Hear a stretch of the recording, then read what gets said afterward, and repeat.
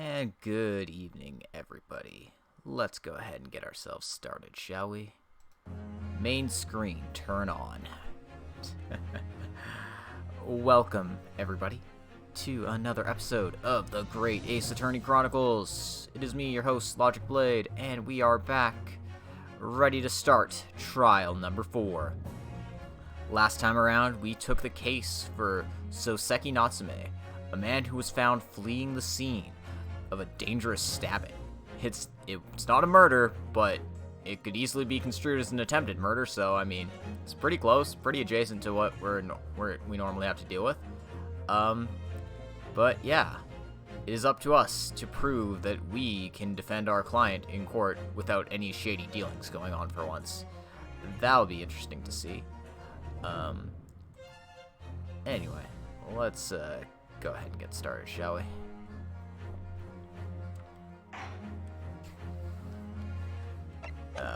That is my save data, isn't it? I mean, yeah, that was my save data. Whatever. It's fine.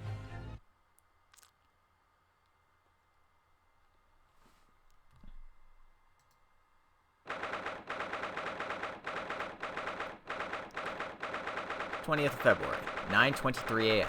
The Old Bailey, defendant's antechamber. Well, I never expected this. Who'd have thought we'd be back here again so soon? We are on a study tour of Great Britain with the intention of learning the country's legal practices. In order to research the latest court procedures here, we need as much court experience as possible. Well, yes, I suppose that's true, but for the person in the dock, it may well be his or her one and only time in court, and it could be life-changing. In which case, treating it as research may seem a little crass. Oh, when you put it like that, you're quite right. Good morning! Oh. No, that's definitely the wrong voice for him. Ah, Mr. Natsume. Good morning. Oh dear. Are you alright? Your eyes are terribly bloodshot. The early bird catches the worm, as they say here in Britain. Yes, I've heard that expression. But I really don't want to catch a worm. So I tried desperately not to wake up early, but I was so worried I couldn't catch a wink. And now, I'm absolutely exhausted as a result. Do all literary people take things so literally? Thank you for putting your faith in us today, Mr. Natsume.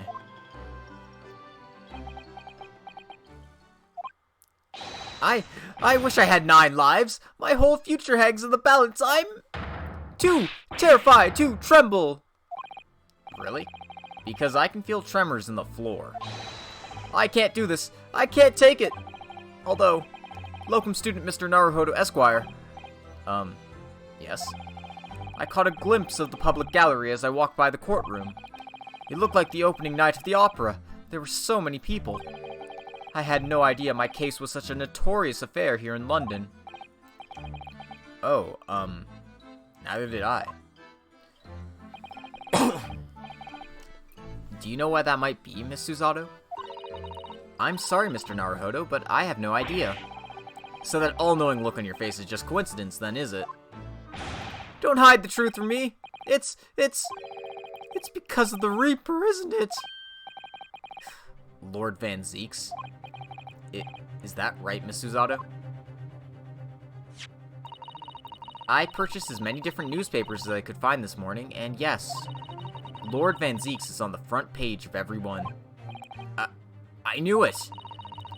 Sometime after the prosecutor was dubbed the Reaper of the Bailey, he stopped appearing in court, it seems. It's been several years now, in fact, until the day before yesterday. Yes, Inspector Gregson told us something similar, didn't he? That's right, trial time after a big Kuro dump today. I haven't seen the gameplay trailer yet, but I did see the second trailer that came out today, or last night, I guess. And, well, there were some surprises in there. Some stuff I was expecting, of course, and then, you know, you know. I wasn't gonna say I called Regia because I didn't actually call Regia, but, I called Regia. The trial 2 days ago marked Lord Van Zeeks' return to the courtroom after a very long hiatus. The trial of Magnus McGilded. What a harrowing experience that was. That's fair. I'm not really in on them as a big bad either. They feel like Ravach. Ravach, but like with more faces and a little crazier, but still.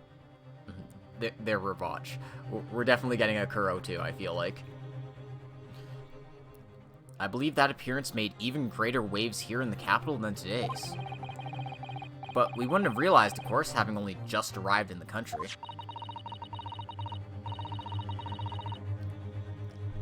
Why is the Reaper back in the Bailey so soon for what appears to be a mundane murder? And they feel like the DG cult and Ravach combined. No kidding. That's the question the papers are asking, and they're all speculating various answers. Mundane! Mundane! It's the most significant saga of the century to some of us! Oh dear, I meant no offense, Mr. Natsume, but that is how the papers are describing it. Well, lest we also forget the fact that it could spark an international incident. Obviously, the reappearance of this infamous prosecutor has caught people's attention. But there's another blatant similarity with the trial of 2 days ago. Yeah, there's no murder. This is just attempted murder, from what we understand. Yes, I agree. Locum student, Mr. Naruhodo Esquire. It's you! Me? Well, I suppose that's true. Both times it is you who stands against this legendary prosecutor. It can only mean that you're friends with the Reaper! Please, I don't rub shoulders with Deathbringers. I'm afraid that there's really only one other explanation. It can only be another example, Mr. Naruhodo, of your uncommon bad luck. Yeah, we just got here, man. Thanks for that. Oh, this is just my luck. Why must I be represented by a man with such frail fortune? By the least lucky lawyer alive! Well, let's not forget that it was you, Mr. Natsume, who asked me to represent you. Yes, it's true that I'm just a student, new to London, with little in the way of experience or skills, or luck. But I promise you this. I will fight your corner until the bitter end, and I will believe in you, Mr. Natsume. Oh, benevolent locum student, Mr. Naruhodo Esquire! You're not alone here with us, Mr. Natsume. Whatever happens, we will always be on your side. Oh, benevolent non-locum assistant, Miss Mikotoba Esquirus. I am in your debt forever. I shall never forget this great kindness as long as I... Mr. Natsume, counsel for the defense. The court session is about to begin. Kindly make your way into the courtroom at once. I gave that guy like 5 different accents in like 2 lines. Fuck. Alright then, Mr. Natsume. It's time. Let's go. Don't put him on the stand, logic. Keep guys neurotic. Yeah, we're definitely gonna try to avoid that, if possible. Yes! I don't know, does he want to go on the stand? Maybe. This is it. My second appearance in a British courtroom. And my second trial against the Reaper. I hope you're watching over me, Kazuma. Because this time, I won't let my faith waver. I'll believe in my client to the last. Just like you believed in me. I believe I can do this now. I'm ready for this fight.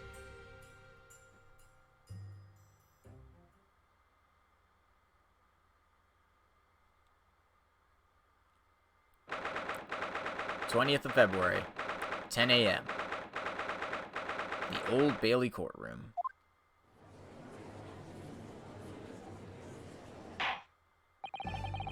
In the name of Her Majesty the Queen, I hereby declare this court to be in session. I now call upon the counsels for the prosecution and defense to declare their willingness to proceed. Prosecution is fully prepared, my lord. The defense is ready, my lord. The Nipponese are a truly fascinating breed. Sorry, what? Lord Strongheart has told me all about you. That you are a student who arrived in London but 2 days ago. A mere amateur. Do you have a point? Being a compatriot, you feel compelled to try and help the accused, I suppose. Typical Nipponese arrogance. Forgive me, but I do not believe arrogance is an appropriate description. Suzato-san. After all, at our previous encounter, the defendant was found to be innocent.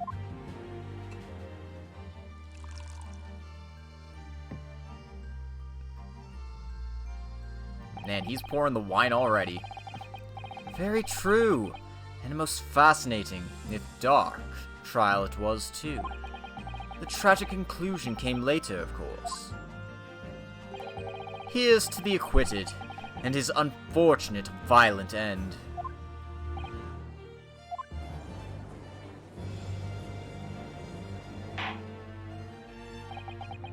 Thank you, Counsel.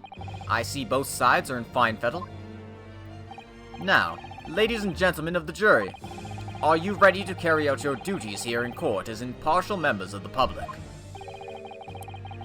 You never know when you might be down on your luck, but I believe in fair play for everyone. Aw shit, it's Bruce Fairplay from Trial 3.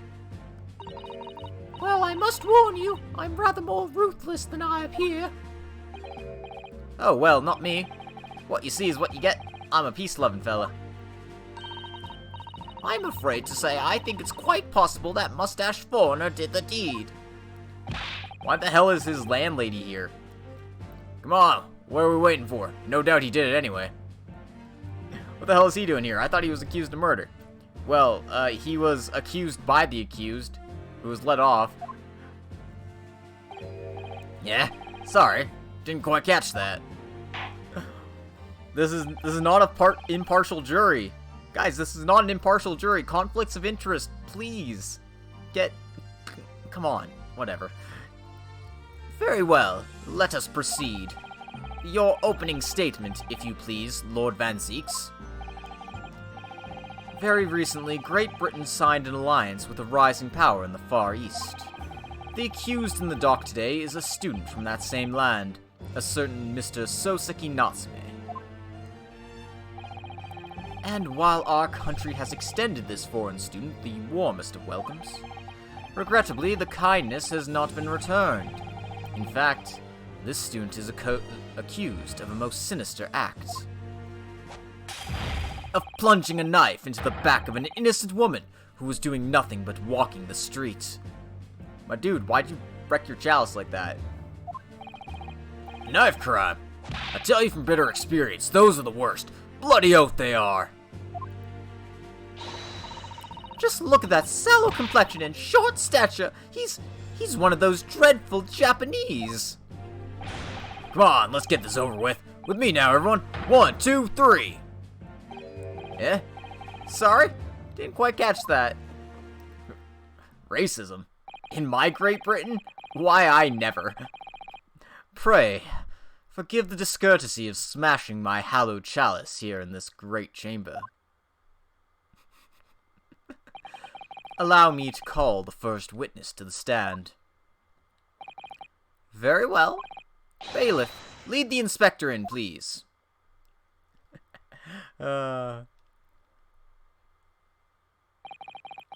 Your name and occupation, please. At least they acknowledge their ridiculous action. Yeah, no kidding. Yes, sir. Tobias Gregson, Detective Inspector at Scotland Yard. Would you please summarize the events of the case for the court, Inspector? Yeah, Magnus McGill died in the carriage.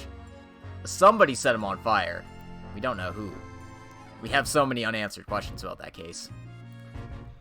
The victim's thought to be a young woman in her 20s, by the name of Olive Green. I beg your pardon, Inspector. Thought to be? Yes. Having been stabbed in the back by her attacker's knife, the victim fell unconscious. That was 3 days ago now, and she's been comatose ever since. What? So they don't even know who she is for sure? Comatose, I see. But her life is not in danger? Fortunately for the Eastern student, the charge will not be murder. Pray, elaborate on the details, Inspector. Sir, if I could ask everyone to look at the street map. As I mentioned, the incident took place 3 days ago, at around 5 in the afternoon. It happened on the pavement running alongside Briar Road, a wide thoroughfare for horse-drawn vehicles. It had not been long since it stopped snowing as the victim, Miss Green, was walking down the street. Out of the blue, she was approached from behind by the accused and stabbed in the back. Luckily, the young lady's life was spared, and she's currently being treated in one of the city's hospitals. But, being unconscious as she is, we've been unable to take a statement from her, of course. This is the case file with everything we know about the victim so far. Thank you, Inspector. The court will accept the documents as evidence, if you please. Alright. What of the weapon that was used? Sir, I have that here. It was removed from the victim's back. Ouch. That big thing is starting to make me scared to walk down the street now. With a heavy blade like that, almost anybody would have been able to stab the poor woman. Even the scragged-looking Soseki-san, I suppose. A common or garden jackknife, I would say. Rather nondescript. Thank you, Inspector. The court accepts the blade as evidence. A large but commonplace folding knife. Now then, what do we know of the motive? Money or valuables, I presume? Oh, hey, I got a spam bot. Let's go and kill that one first. Ah, Koro. Koro's got my back. Thank you, Koro.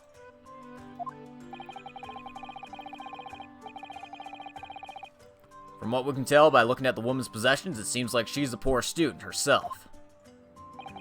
Hard to imagine she would have had anything much worth pinching, my lord. I see.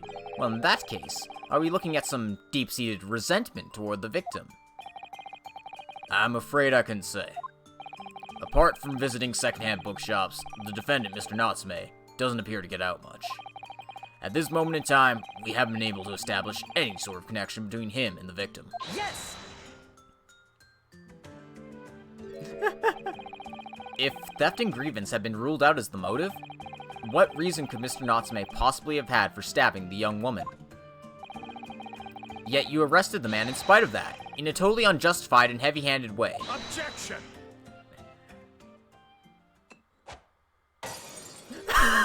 Dude just broke the whole bottle. Pray, forgive the discourtesy of flinging a freshly uncorked bottle into the public gallery. But your words have soured its hallowed bouquet. For it is you, my learned friend, who is being heavy-handed here. What? Scotland Yard does not arrest people without good cause. That should be beyond question. Inspector Gregson, the prosecution calls for your formal testimony. Explain to the court precisely why the constabulary came to arrest the Nipponese student. Yes, sir.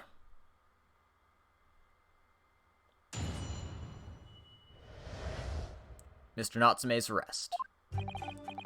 As I said, it was 5 o'clock in the afternoon when the incident occurred, and there was an unusually light fog. Visibility was reasonably good, and there was no one else about but the victim and the accused. Out of the blue, the victim was stabbed from behind and subsequently collapsed on the pavement. The accused ran off, scattering his belongings all over the floor. Those being a number of old books he just bought, he was on his way home from a bookshop, it seems. It was just a matter of working out who the books belonged to, and we found the bloke to arrest him. Old books, you say? Yes, my lord. I have a photograph here of the scene of the crime, taken immediately after the incident. Ah, yes, I can clearly see the books to which you are referring. I will take that photographic print as evidence, please, Inspector. Alright. Who had a camera on site like that? It's taken by a policeman, so I guess the policeman had the camera on hand. You Nipponese are a spineless breed, too cowardly to admit defeat, denying everything despite overwhelming evidence to the contrary. Well, Forgive me, Lord Van Zieks. The defendant is not denying everything, as you put it. What are you doing, Miss Susato? Do go on. Mr. Natsume has admitted to playing some part in the incident. Isn't that right, Mr. Naruhodo? Well, now that you mention it, when we visited him in the prison yesterday, he did tell us all what had happened. As I was walking along that accursed pavement, I could make out the sole silhouette of another ahead of me. A woman, wearing a green overcoat she was, and just as I went to overtake her, she suddenly let out a little scream and collapsed onto the cold, hard slabs of stone at my feet. I was terrified. I had to get away from there. So I ran, as fast as my legs would carry me, back to my accursed lodgings. A green overcoat? Well, that's exactly what the woman in that print is wearing. Oh my, a photographic print in full color. What will the world come up with next? The defendant has done nothing more than admit he fled the scene of a terrifying incident. That does not mean he's guilty of the heinous crime of stabbing the woman in the back. There was nobody else there at the time, just the two of them, the victim and the accused. In other words, there is nobody else who could have possibly stabbed the woman. A fact that the accused concedes. Ugh. It seems this cross-examination could prove to be pivotal, counsel. Proceed, please. Yes, my lord. Nothing for it. I have to use this cross-examination to turn the tables here. It's our only chance. Alright, so we got plenty of new evidence here. I've been waiting to inspect it until we got everything. So let's see what we've got. So, this is the local map we had earlier. The stabbing occurred here. From what I understand, Soseki's house is, like, here, on the corner. This is a second-hand book receipt. Sum of 2 shillings tendered in receipt of the picture of Monsieur Lecoq, a meal for Gaborio, and Canterbury Yearnings. That was at 4:45. Alright, here's the incident report. This is new evidence. Young woman rendered unconscious following a stab wound to the back.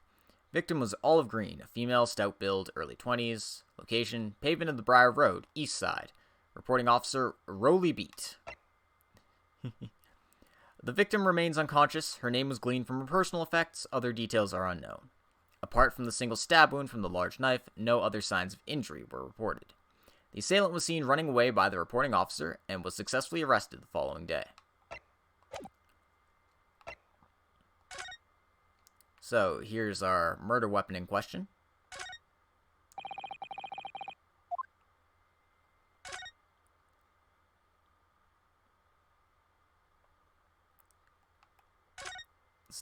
Let's take some looks at this. Or not. You would think there'd be, like, something on it. But I guess all I can do right now is fold it up and fold it in. Yeah, I can't seem to do too much with this right now. Oh, there we go. Oh, look here, Mr. Naruhodo. Just at the tip. A small piece of the blade appears to be missing. You're right. Well spotted, Miss Susato. I wonder what could have happened to it. Yes, you don't think it could still be lodged in the victim, do you? Oh dear, I do hope not. That sounds terribly painful. Okay, so I didn't notice that, but it does appear to be, like, not a straight point there, so that makes sense. I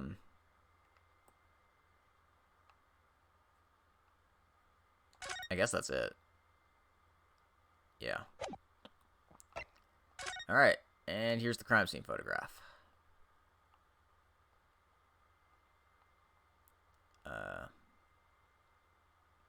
We can't tell what these books are from the looks of it.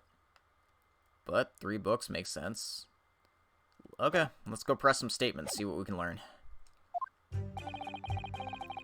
5 o'clock in the afternoon when the incident occurred. Hold it! A light fog, you say? Well, light for London. You can see the opposite side of the street for once. Not much farther, though. That's light, is it? Around these parts, yes. Not something I'd expect a Japanese fellow like yourself to know, of course. I've read that London is famous for its fog, but in my country, people usually imagine that gives the city a rather beautiful appearance. How quaint. Yeah, well, it's not something us Londoners tend to romanticize, as I expect you can appreciate. I see. At this time of year, the fog causes a large number of accidents, especially when it's heavy. Sometimes you can't even see your own hand at the end of your arm.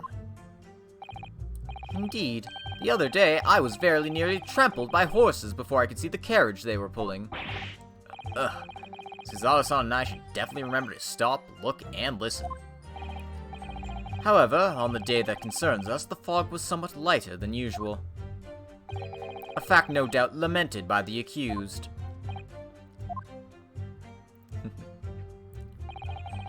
Visibility was reasonably good. There's no one else about but the victim and the accused. Hold it! How are you able to state that with any certainty? Quite simply, my learned friend. Because that is what the witnesses to this crime have told us. Yes. Inspector Gregson mentioned the witnesses yesterday, didn't he? That's right. One of them is a policeman, I believe, from Scotland Yard. That is correct, ma'am. Then we must hear their testimony. The prosecution will, of course, call them to the stand, should it be necessary. But, wait a minute. At 5 o'clock in the afternoon in the middle of winter, it would have been dark already. No matter how light the fog might have been, no one could have seen... I'm unaware of the situation on your tiny island in the east. But here in the capital city of Great Britain, all main roads are illuminated in the night by gas streetlights. Oh. The prosecution believes there would have been ample light by which to witness the crime. Quite. Here in London, for the first time in history, mankind has completely conquered the darkness. Which means we really need to hear those witness statements. If I could just get through the fog of the cross-examination, maybe we'll be able to... Dude, we were still using oil lamps like a few decades ago. Yeah. I mean, they have gas lighters in London. Oh man, good times. It seems the counsel for the defense is taking stock. Continue with your testimony, Inspector.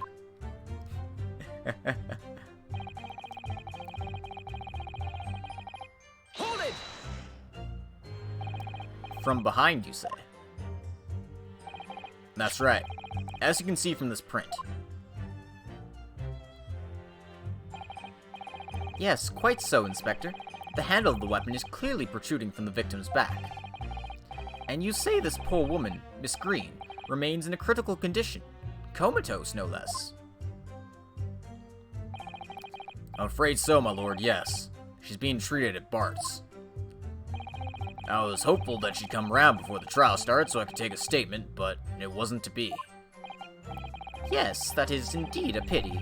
It would have been most illuminating to hear the victim's own account of events. Luck is on your client's side, it seems. On the contrary, my client has been exceedingly unlucky. Your force of tone is seriously undermined by those disturbingly wide eyes, I'm afraid. Ugh. The accused ran off, scattering his belongings all over the floor. Hold it! Mr. Natsume's belongings? I think you'll find it's all there in the photographic print of the crime scene. Yes, the 3 books on the floor. That's right, my lord. Second-hand books they were. Irreparably damaged after falling in the snow, of course. The accused could easily have carried all 3 books in one hand, which means his other hand would have been free to wield a knife, for example. He's very clever, isn't he? What do you mean? He's made it extremely hard for you to assert that Mr. Natsume had his hand full with his books. He's managed to close the one avenue of escape we might have had before we even knew it was there. You mean to say the defendant was holding his belongings as he thrust his knife into the woman's back? That must be what happened, my lord, yes.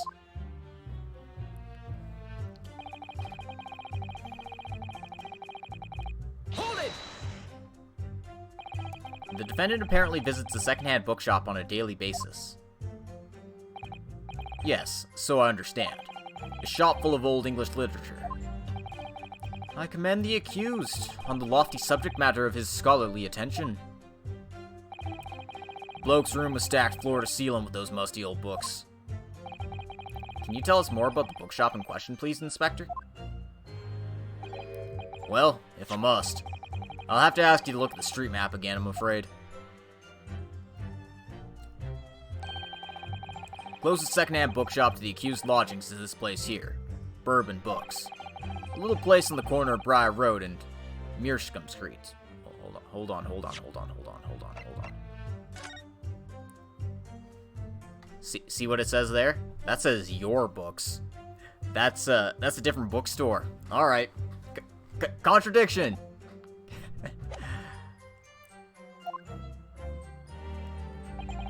As it happens, the accused is currently living in lodgings on the other side of Briar Road, at the opposite end. Which means it doesn't take a genius to work out the route he would have taken home. Something like this.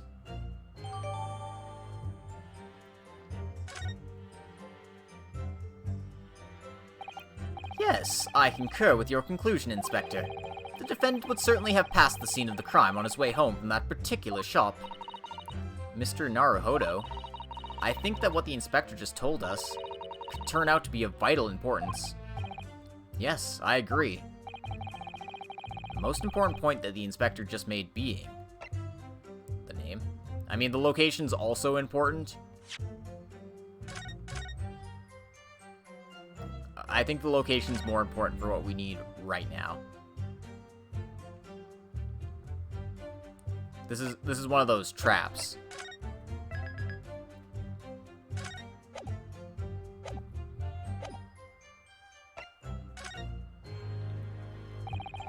The crucial detail in what you've just told the court inspector is the location of the bookshop. I couldn't agree more. So, where is it exactly? What? Oh, fuck. Yeah? Are you winding me up, Sunshine? I just explained that!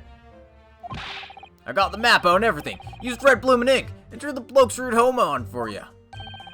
And I distinctly remember seeing you nod along, Counsel. Oh, yes, of course. I must have been so nervous I didn't take it in. The blunder of the day goes to you, my learned friend. No, not yet. The trial's only just begun after all. Mr. Naruhodo, I would strongly advise you to look carefully through the court record at this stage.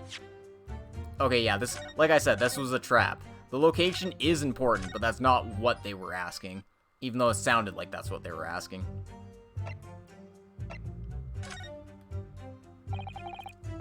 Inspector Gregson, may I ask you a favor? What? Would you kindly add the name of the bookshop to your formal testimony, please? I believe it may be of vital importance.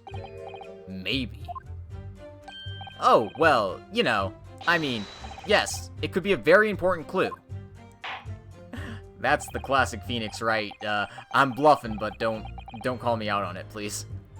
Very well. Not that I can see it of being any great significance, but please revise your testimony accordingly, Inspector. Yes, sir, my lord. Whatever you say. Could the man be any more sardonic? He was on his way home from Bourbon Books, a secondhand bookshop he apparently patronizes. So the shop is called Bourbon Books, is it? That's right. That's the closest secondhand bookshop to the accused's lodgings. And to get from there back to his room, he would have gone right past the very spot where the incident took place. If I could just confirm one point, can we be sure that the defendant really did visit Bourbon Books on the day in question? Well, we haven't actually confirmed it, no. You haven't confirmed it? Why the devil not, Inspector? Well, Thing is, the shopkeeper's gone on a trip, you see. Left the morning after the incident. To collect more stock, I'm told. So we, haven't been able to ask the bloke if the accused visited his shop on the day in question or not. Well, in that case, what did the defendant himself have to say about it? No recollection. What? According to the statement he made at the time, the accused has no recollection of where he'd been. Of course he doesn't. Bloke clearly had his head in the clouds whenever he's walking about town. Claims he just wanders into whatever bookshop he happens to be passing and rarely notices the name. I should say the man ought to learn how to look where he's going at the very least. So, it's just as I thought then. Is something the matter? Inspector, you may continue with your testimony. Just a matter of working out who the books belong to, and we found the bloke to arrest him. Hold it!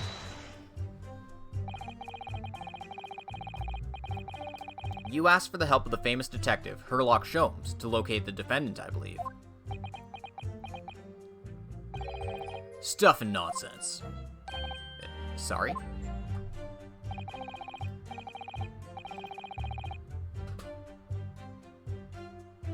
That jack in the office, that busybody, just comes and sticks his oar in whether we ask him to or not. But according to what I have here, Mr. Sholmes was shown to the scene by Scotland Yard detectives. Well, that has nothing to do with me. The lads at the scene must have done it without my permission. I tell them time and time again, whenever something happens, send word to headquarters. Follow your bloomin' instructions. I see.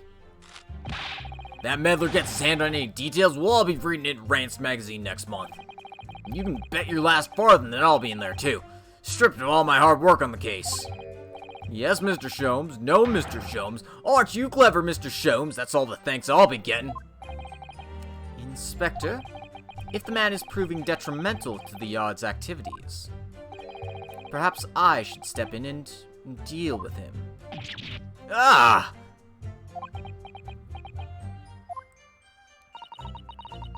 It appears Inspector Gregson is lost for words. Dude, how about you share the infinite supply of fish and chips, man? You can solve world hunger with that. Yeah, man. Turn 5 breaded pieces of fish into, 5,000. It's easy. Yes, the Reaper's words carry a lot of weight, obviously. Anyway, point is this. That little Japanese bloke's already admitted it. He's admitted that those books all over the pavement in the scene were the ones he bought that day.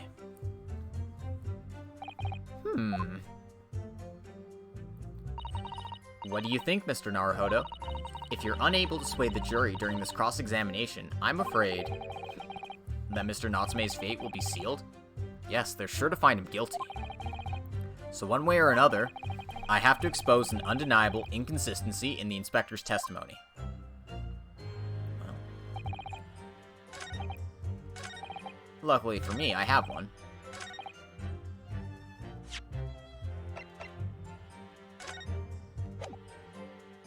Objection! If I could just stop you there, Inspector Gregson. What is it, Sunshine? I'm a busy man, you know. This is a receipt that we found in Mr. Natsume's room. It was issued on the day of the incident, and details the purchase of 3 second-hand books. And you found that in the accused room, did you? Yes, but the point is not where the receipt was found, but the name of the shop printed on it. Go on. This receipt was issued from a bookshop called Your Books. Your Books? Y-O-R-E, I presume. Yes, my lord. So, Mr. Natsume did indeed purchase a number of books at a second-hand bookshop that day. However, the bookshop in question was not Bourbon Books. Huh? What?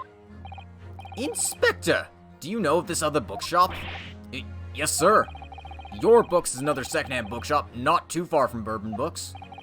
It's just that, well, such a small place, I didn't think the accused would have known about it. Objection! But in fact, that is the bookshop which the defendant visited on the day in question. And this receipt proves it. Objection! Yes, for what difference it makes. Wherever the man purchased his musty tomes, it makes no difference in the final analysis. Objection! I disagree. I mean, after all, I have the street map here, if that might be of help. Oh, yes, thank you. Have a look at this, please. If the defendant had been returning from bourbon books, then yes, he would almost certainly have passed the place where Miss Green was attacked. However, if we take into account the fact that he was actually at another bookshop, Your Books, it may very well turn out that he wouldn't have passed that location at all. Could that be true? My, it rather depends on where this other bookshop is, but I do declare it may be a possibility. Is that right, Mr. Lawyer, sir? What you just said? Absolutely. It absolutely could be right. Inspector Gregson, where is this Your Books establishment? Well, obviously we looked into that. Turns out that Your Books is just here on the next corner of Mearsham Street going east. Okay. And there you have it. As you can clearly see now... Oh. Yeah, he could have easily just taken the same path. My learned Nipney's friend is obviously in training to be a clown, the way he regales us with such witticisms. To your future career in the circus. You put that glass down now, or I'll put it down for you. Susato, please, we can't beat up the prosecution in court as much as we want to. Didn't think I needed to spell it out, but here we go. If the accused was coming home from Your Books instead of bourbon books, there's no doubt he still would have passed the place where the victim was stabbed. Yes, thank you, Inspector. Ugh. Allow me to reiterate for my learned, if somewhat slow, Nipney's friend. Wherever the man purchased his musty tomes, it makes no difference in the final analysis. Ah! As I suspected, you can't fool me, and I don't suggest you try. What'd I say, eh? I've had enough of this now. Beg your pardon.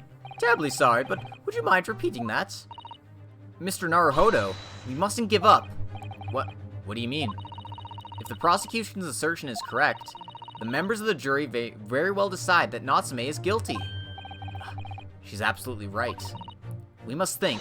We must consider the assertion just put forward by the prosecution very, very carefully. They claim Soseki-san must pass the location of the incident on his way home from Your Books, but... I mean, we have to raise an objection, but I'm not sure what we're objecting.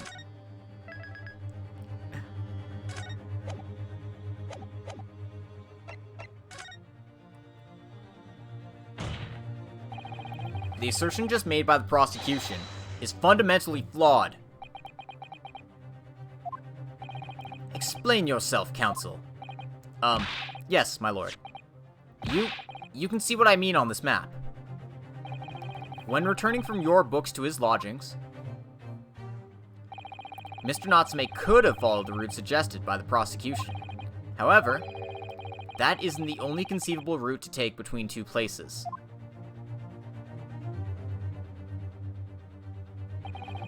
Yeah, like, that was what else I could have assumed.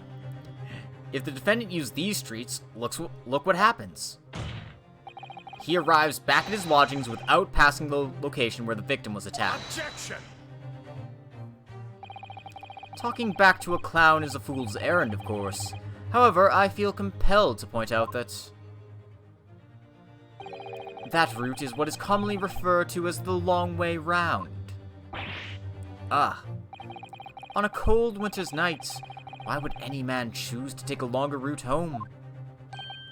Well, the answer is extremely simple. He wouldn't. In other words, The accused took the obvious route back to his lodgings and is the obvious perpetrator of this crime. Objection. But, yes, I've got it. Obviously, we must ask the man himself. Ask Mr. Natsume which route he took home.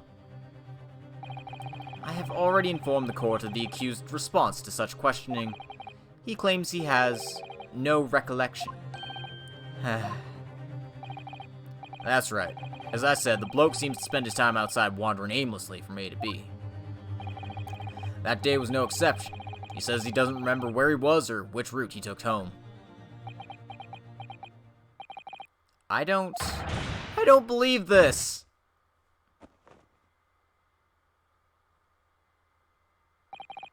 I thank you, my learned friend, and suggest that we do not waste any more of the court's time by wandering aimlessly around the subject. Pray, what say you insightful jurors? But even if that is the case, the defense still... Hold it!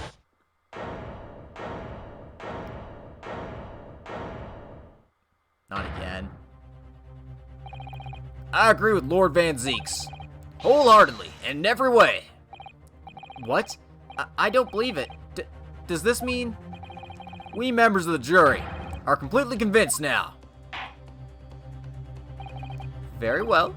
In that case, I hereby call upon all members of the jury to present your findings to the court. Guilty.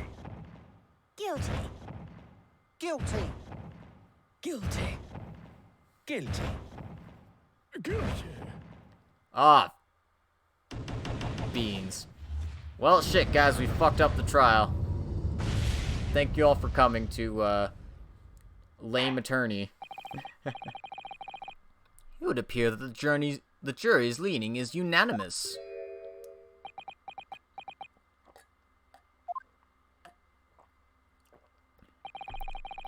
To the insightful members of the jury, I applaud your brave resolve. You serve Queen and country admirably. Mr. Naruhodo? No, not yet. This isn't over yet. I still have one last chance to sway the opinion of the jury. I have to tip the balance of those scales the other way. I have to turn this around. Somehow. Those are the eyes of Quarry not yet willing to give up and die.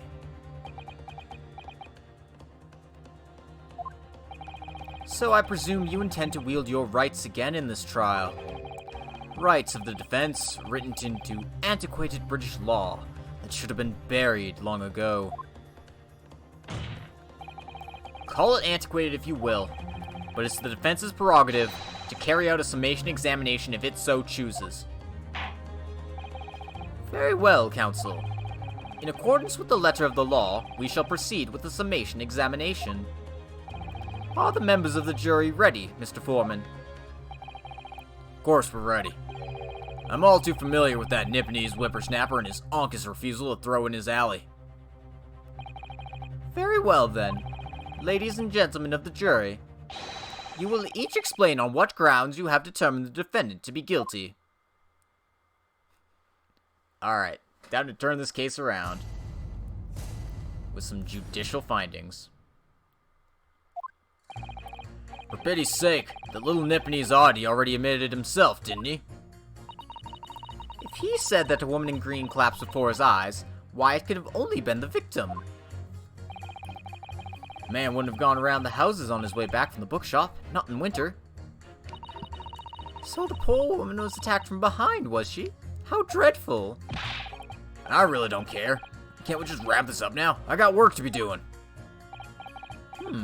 Your books, yes. Nice shop, that. But bourbon books? No, not worth a visit. With only minor exceptions, the reason for finding the defendant guilty are all too clear. When the stabbing occurred, the only two people at the scene were the victim and the accused. And the accused himself had admitted to seeing the victim in her green overcoat sink to the ground before her eyes. Or his eyes. Furthermore, we have heard from the inspector that the defendant then fled the scene. I must say, I would have ample grounds to convict this man already. Oh dear. Even the judge appears convinced of Mr. Natsume's guilt now.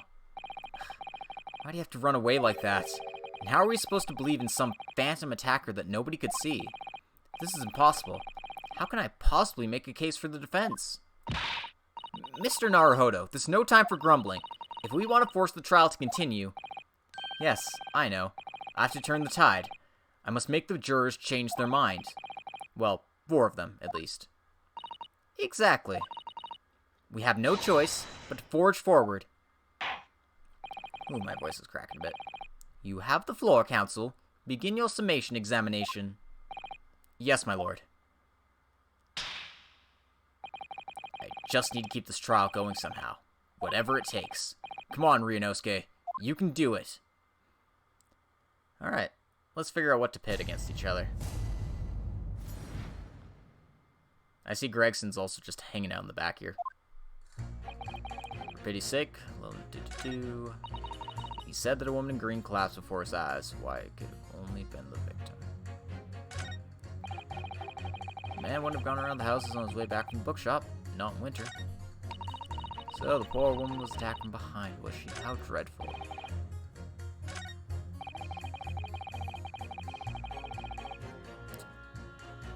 Okay, so this guy's wearing a green overcoat, and he's kind of big. If you look at him from behind, doesn't he kind of look like the victim?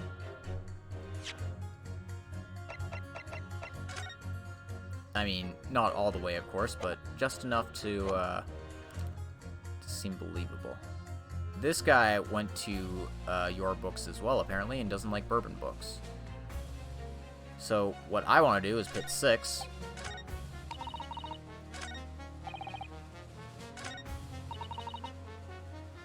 And 2. I'm going to save, though, because holy crap.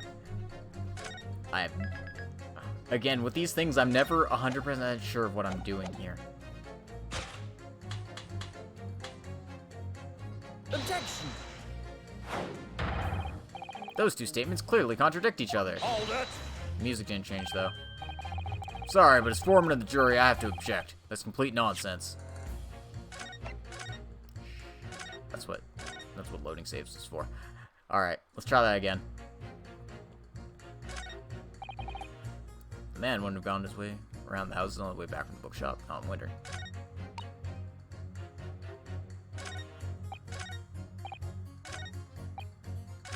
Alright, so she was attacked from behind.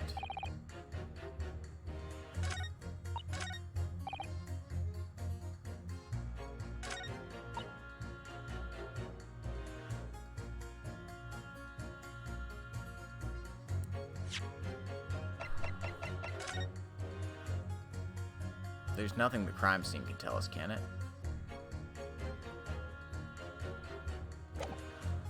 God, I don't know what I'm pushing here.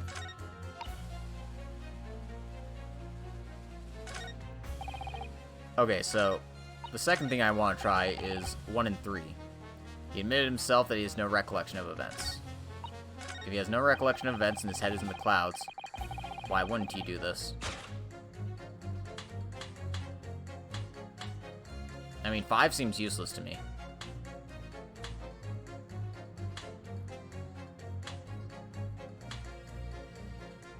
Objection! Hold it!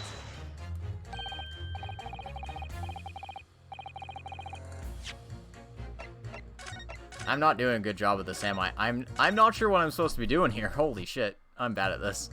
Alright.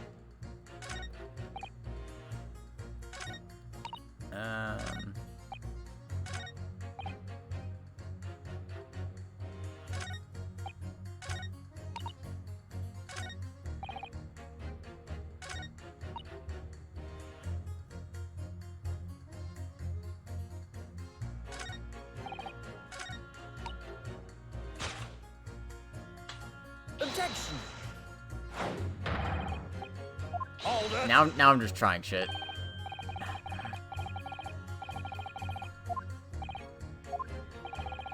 I'm a banker, don't forget. An educated man. There's no contradiction as far as I can see. Uh-huh. Fuck.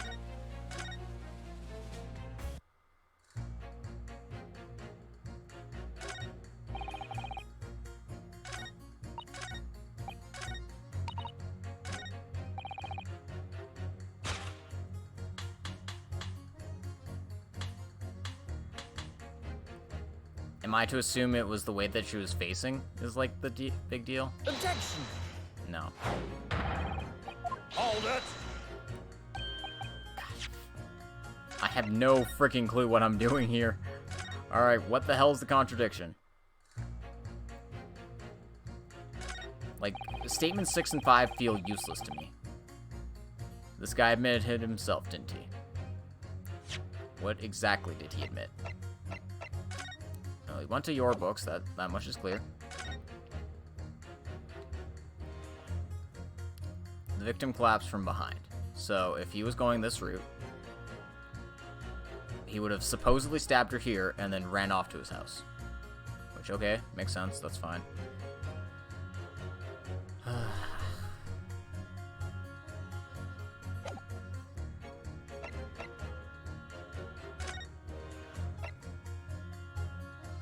Lieutenant was seen running away by the reporting officer and was...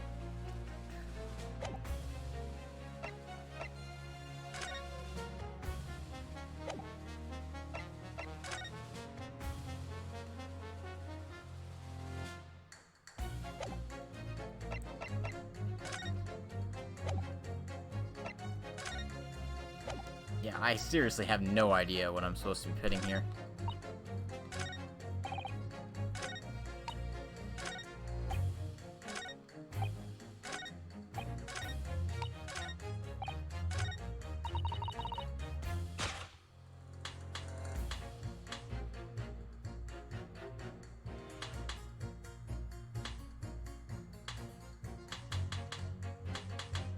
Objection!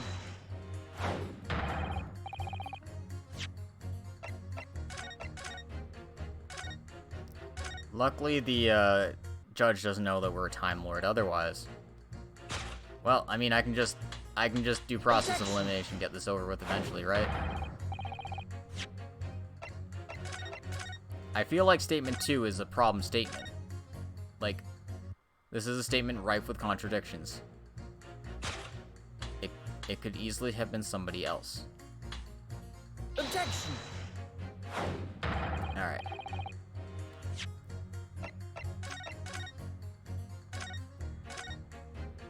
Don't tell me I need to, like, put 5 and 6 together because they're both irrelevant statements.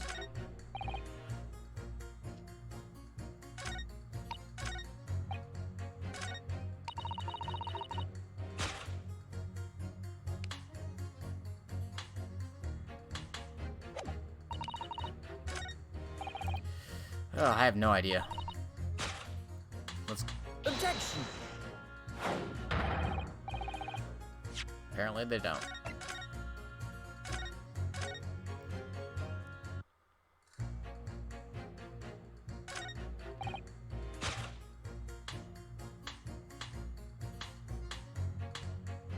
Objection!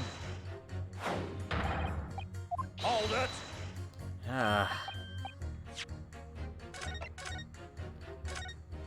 This is going about as well as I could have hoped, right?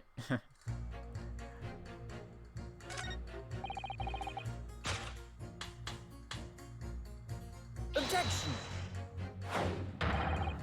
I already did that one. I know that one doesn't work. Okay, come on.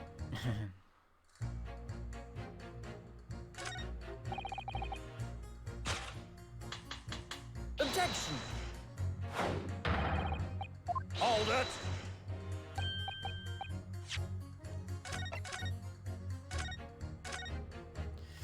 Alright, I have no idea. I'm not sure what I'm doing here. Do-do-do.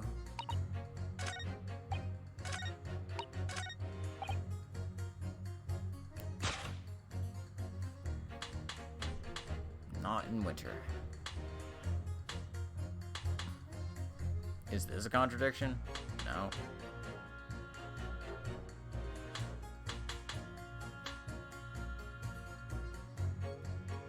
Objection!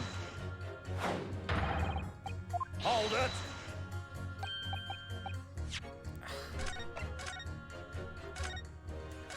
Seriously, I have no idea what I'm doing with this one.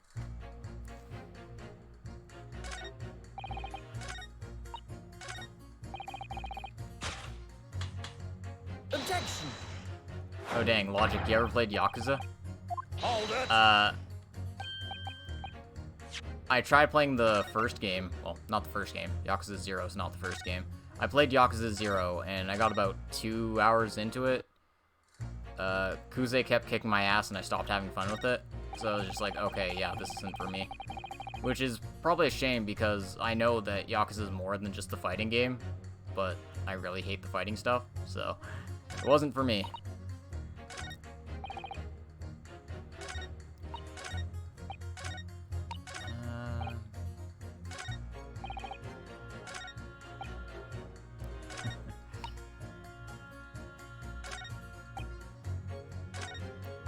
Seriously, what the hell am I pitting here? You know what, screw it. I'm giving up. I'm gonna ask my handy guide. I don't use guides often, but like, what am I doing here?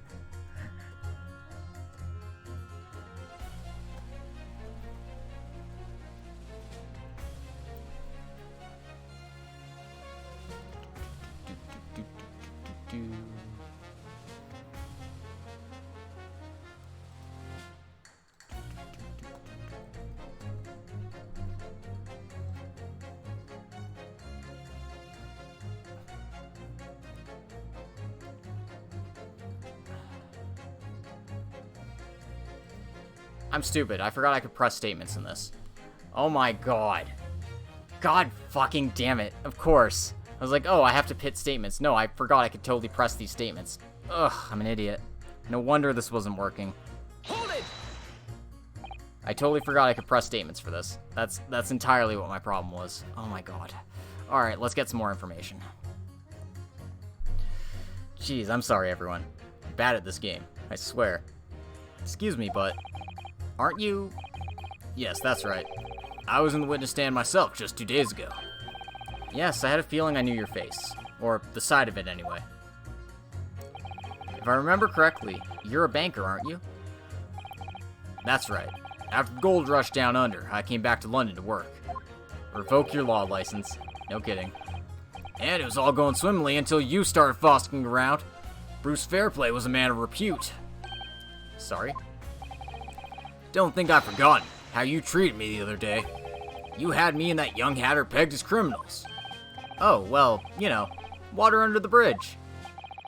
Now there's all sorts of rumors buzzing around. The police have been badgering me non-stop.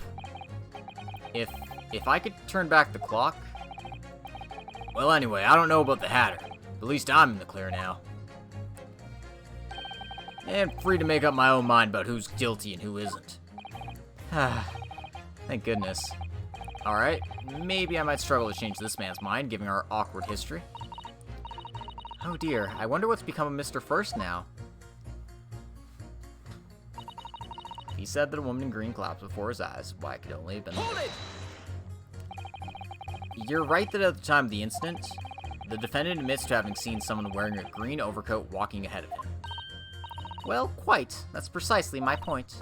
Clearly that someone wearing green was the victim. And clearly that funny little Nipponese man with the disturbing mustache is the culprit. But let us not forget, madame, the defendant vehemently denies attacking the woman. Why, of course he does. If he admits to stabbing her, his life is over.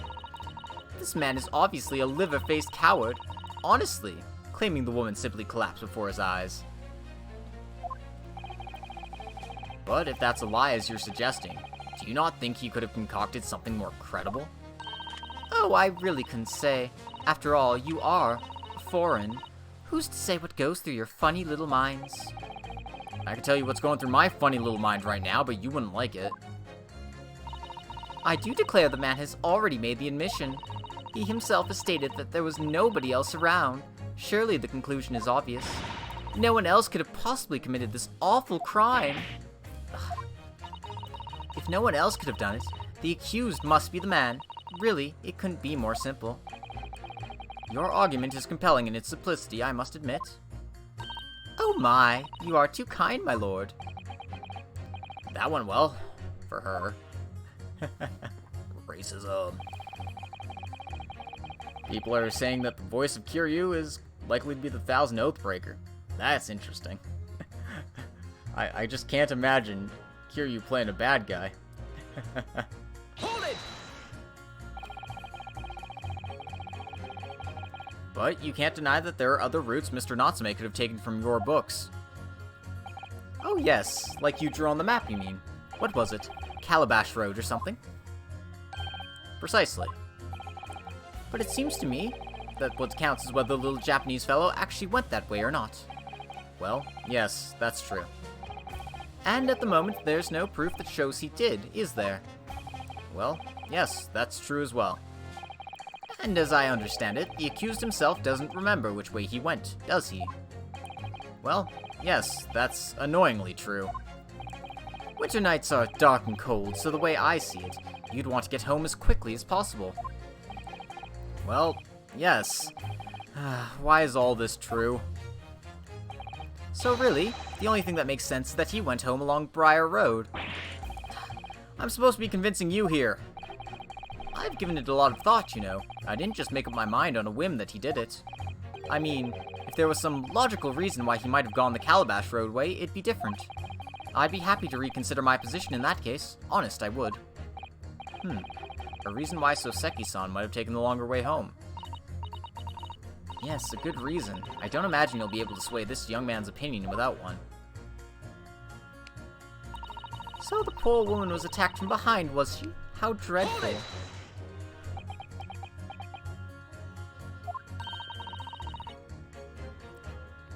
Whatever is the matter, young man? You're the wife of Mr. Garadev, aren't you? The landlord who rents Mr. Natsume his room. The master's wife? Where do you get your ideas, sir? I'm the maid. The maid, you understand. She's keeping up that charade? Ugh, this is gonna be awkward. Why didn't you mention this yesterday? That you'd been selected for the jury in this trial, I mean. Well, I was told not to mention it to anyone until the day of the trial, you see. It was in the letter I received. The instructions were very clear, so I'm afraid I had no choice. I see. Anyway, Mr. Natsume, the defendant, takes lodging in your master's house, doesn't he? Yes, that's right. Although he's only been in a little over a week now. And in that time, surely he must have taken stock of his character. Does Mr. Natsume look like the kind of man who would commit a crime such as this? Oh my goodness me, yes! He's just the sort. What? Spending all his time in that dark and dingy room sporting that unscrupulous mustache, the man never speaks, and don't get me started on those shifty eyes. All the neighbors are talking about him. I've heard them, you know. People think he must be building a bomb in there or something. Oh dear. Poor Mr. Natsume. How could people say such things about him? He's just a harmless bookworm. Nothing more. Well, you just called him a worm, so...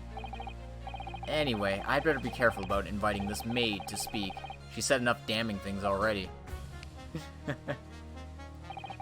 I really don't care. Can't we just wrap this up now? I got work to be doing. Hold it!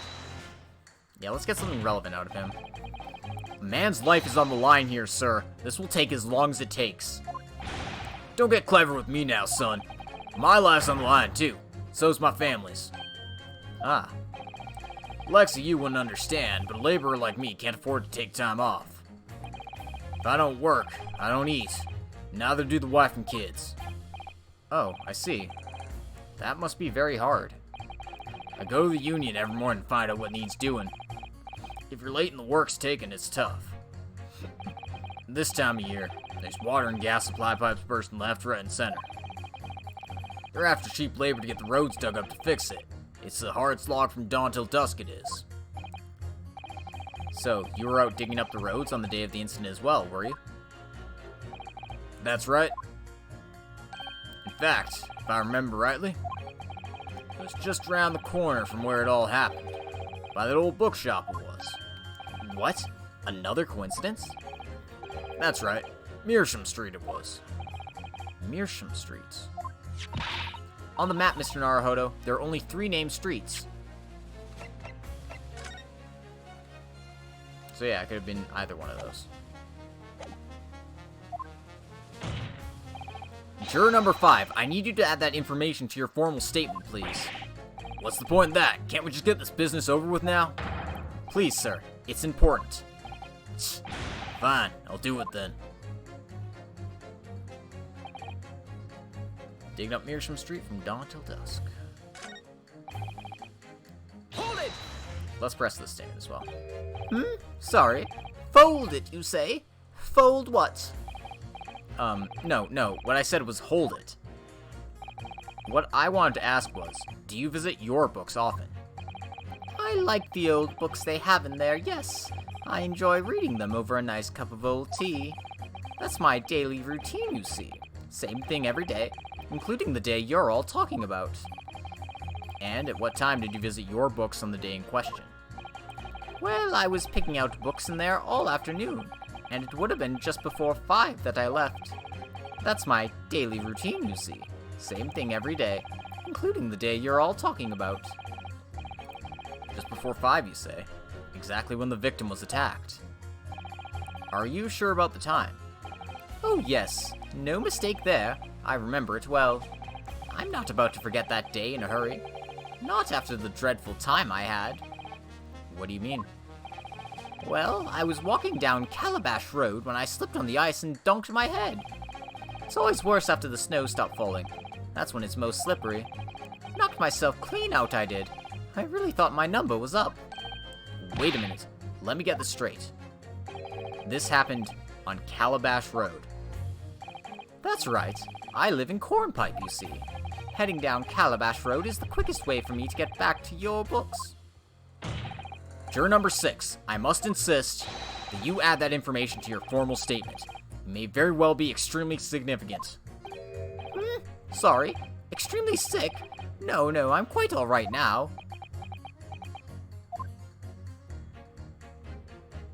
Well, yeah, I definitely need to press these statements because I think I figured it out now. Sends a shiver down my spine to hear the members of the jury so convinced of Mr. Natsume's guilt. But I can't help feeling that some of their opinions are rather subjective. I agree. It's the irrelevance of what some of them are saying that sends a shiver down my spine.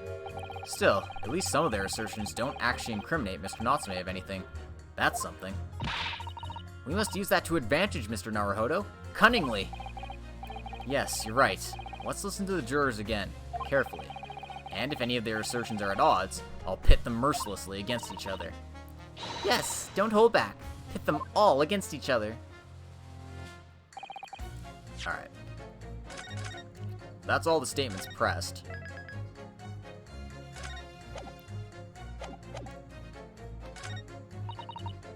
So. He has a very good reason to have gone the long way around, because the street was being dug up. Those two statements are clearly at odds with one another. At odds, counsel? Explain yourself. Please don't point. It wasn't me, I swear. What? I just want to get this done and dusted. Well, juror number 3. Oh, me, sir? What do you mean? Juror number 5's words just now are extremely significant. Let's take a moment to consider the implication of what's been said on our map of the local area. On the day in question, Mr. Natsume visited the bookshop to purchase a number of secondhand bookshops. And on the same day, we now know that there was works being carried out on Mearsham Street, making it impassable, which meant that the defendant's route home could not have taken him along Mearsham Street and down Briar Road. Oh, yes, of course. What do you think, sir? Well, yes, you can't argue with that, really, can you? We must have had a good 2 yards or more of the pavement up. Every gentleman and gentlewoman that came along had to turn back and go the other way. So, the only conclusion is this. The defendant must have taken the longer route back to his lodgings. Yes, I suppose he must have. I suppose that must be right, huh?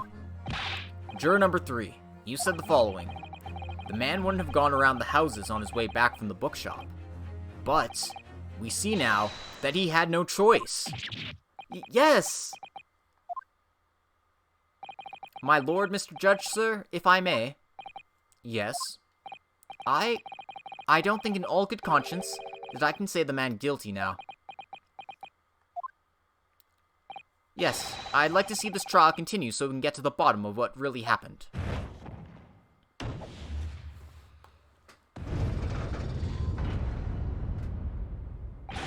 What about you, sir? Who, me? Well, alright then. If there's a hole in the prosecution's argument, it should be filled in, that's what I say.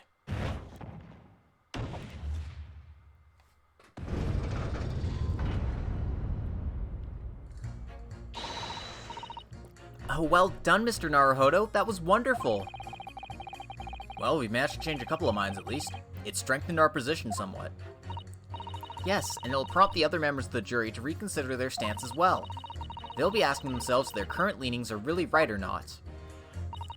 Now, if we could just identify one more clue or discrepancy that would make them stop doubting Mr. Natsume, we might be able to tip the balance completely.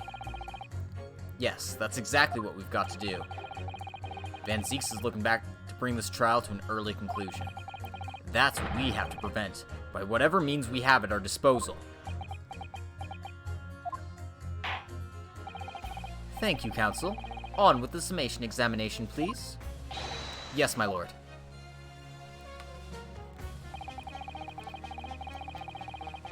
Alright, so, because we pressed statement number 6 here, a man in a green coat slipped over at Calabash Road. That statement would not have been relevant if we haven't proved that he went down Calabash Road to begin with. So, let us put these two statements together. Objection! Those two statements clearly show a flaw in the juror's reasoning. A flaw? What are you talking about, Counsel? Well, juror number 2. Juror number 6. My, whatever do you mean, sir? I think perhaps the old man didn't hear you. Unbelievable. It's not like I was loud or anything. There's at least one fact of which we can be sure here. The bookshop receipt found in the defendant's room clearly indicates that on the day of the attack, he had been to your books and purchased a number of secondhand titles. He then returned home on foot. But the man says he has no recollection of his return journey. That's correct. But what he does remember is seeing someone appear in front of him on the way. Someone in a green overcoat, who suddenly collapsed on the pavement before his eyes. Yes, we are well aware of this. The poor young woman who was stabbed, obviously. Can we really be sure of that, madame? My, whatever do you mean? I'm sure you heard juror number 6's account of what happened to him on that day. That same afternoon, there was somebody else apart from the victim, who was wearing a green overcoat and who fell over on the icy streets in the neighborhood. Oh my! My goodness, you mean... That's right. I'm referring, of course, to a hard-of-hearing juror number 6. Are you really suggesting that the person in the green overcoat whom the defendant saw collapse in front of his eyes was the jolly old gentleman at the end of the bench here with me today? That is entirely possible, yes. After all, the old man has a somewhat similar build to the victim. Well, look at that. My goodness me.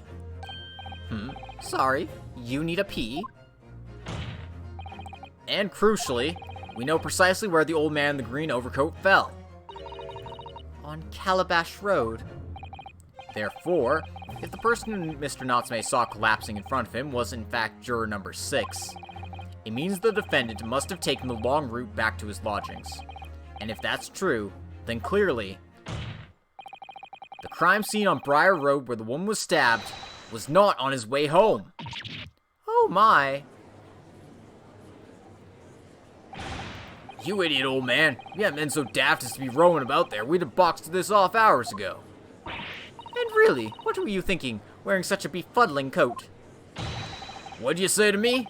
Is it a crime for the elderly to walk the streets these days, Is it a crime to slip over the ice? Is it a crime to keep up with the latest styles and wear a beautiful green overcoat, is it?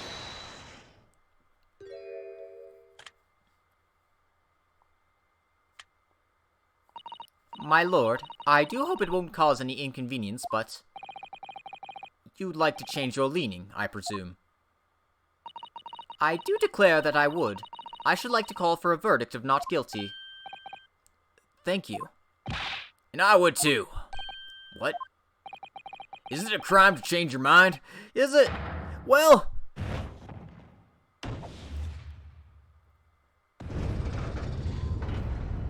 Well, that went well. Man, we convinced the racist to vote for us. We're doing it.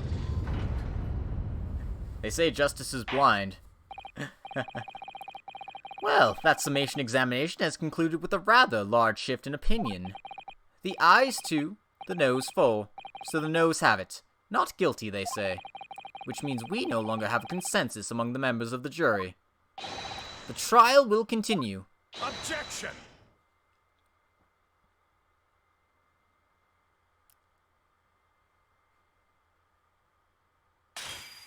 My dude, you gotta stop breaking shit in the courtroom. Could it seem churlish of me to drink from my hallowed chalice moments after raising an objection? Only to crush it in disgust. Pray forgive the discourtesy. Lord Van Zeeks? It seems I must retract my earlier remark. What do you mean? I mistakenly credited these jurors with intelligence by describing them as insightful. Yet we have just witnessed them falling for a cheap trick performed by an Eastern entertainer. Yeah? Whatever do you mean? Objection!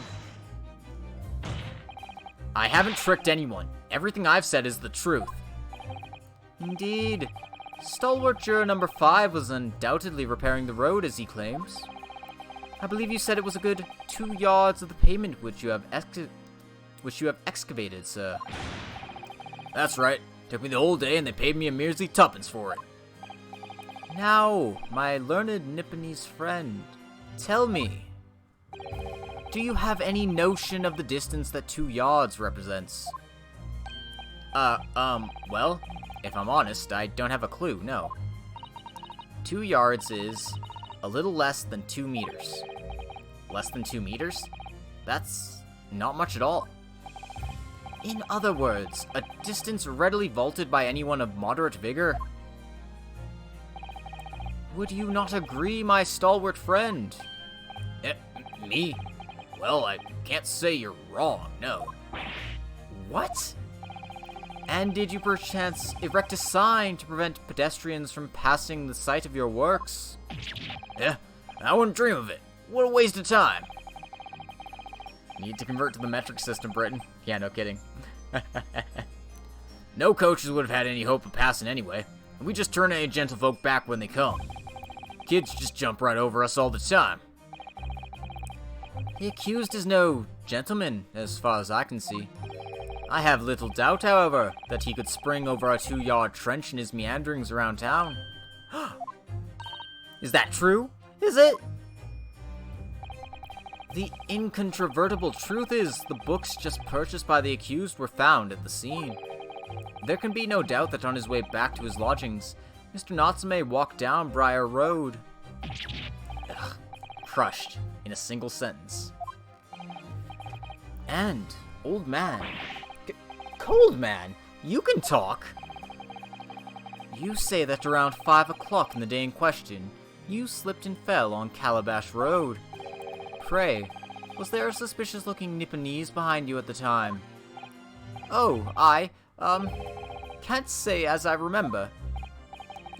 You don't remember? How about a wager, my learned friend? You say it was this old man that the accused saw. But I would lay 1,000 to 1 against you being able to prove it.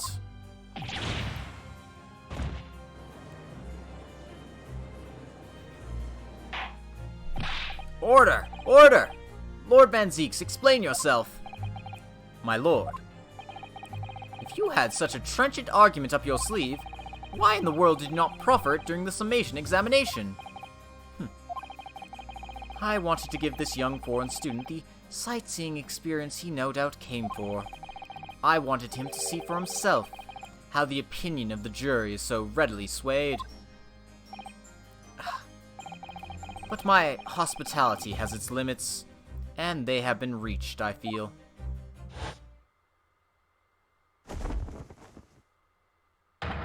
So, my learned friend, Today's sightseeing tour of London is now over. What are you talking about?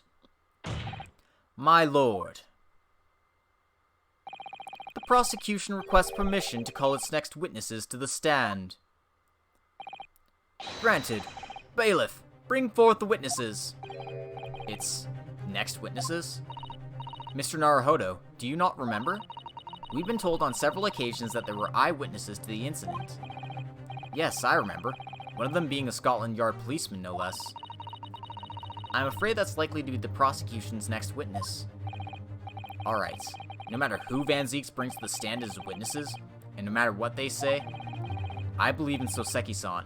I know he's innocent, and I'll keep believing to the very end, until this battle is over.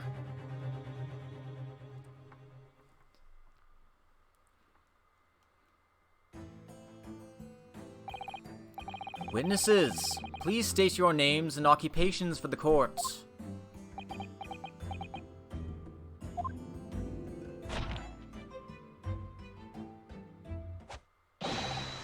Constable Rowley Bates, sir. Nothing to report on the streets, sir. And I'm Mrs. Beat. Patricia's my name. I'm proud to say that I'm this young town hero's wife.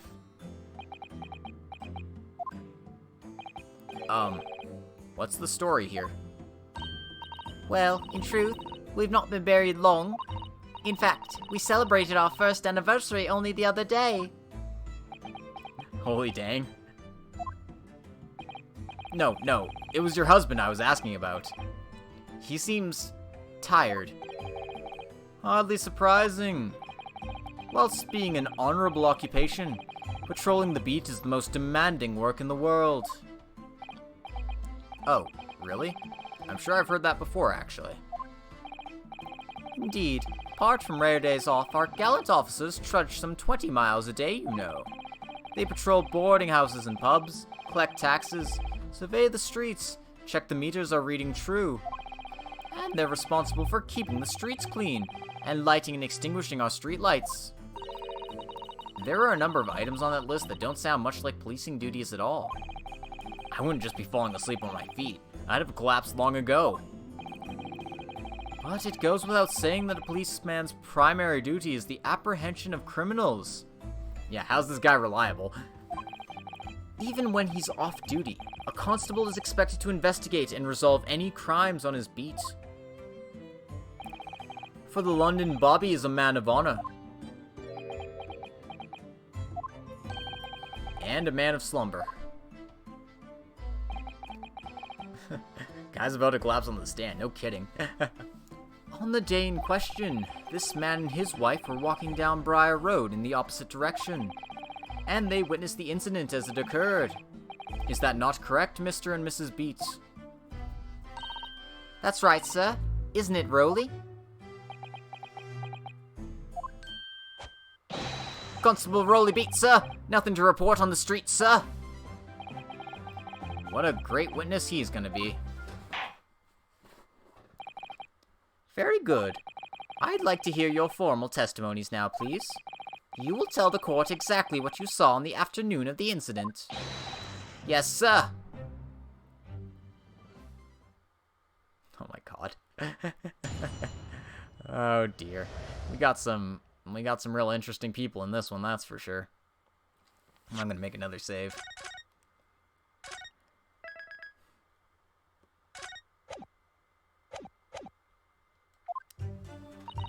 It was our wedding anniversary and Rowley was taking me out for a meal.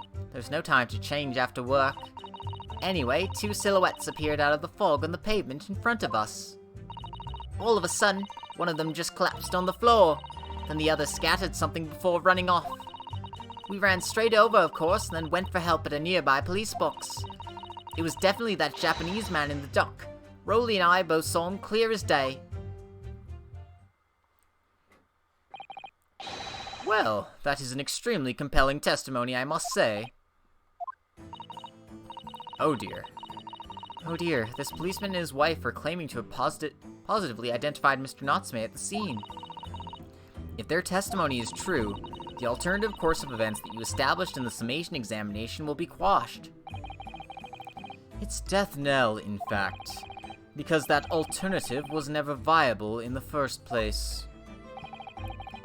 What an unfortunate bechancing, and on your wedding anniversary, too.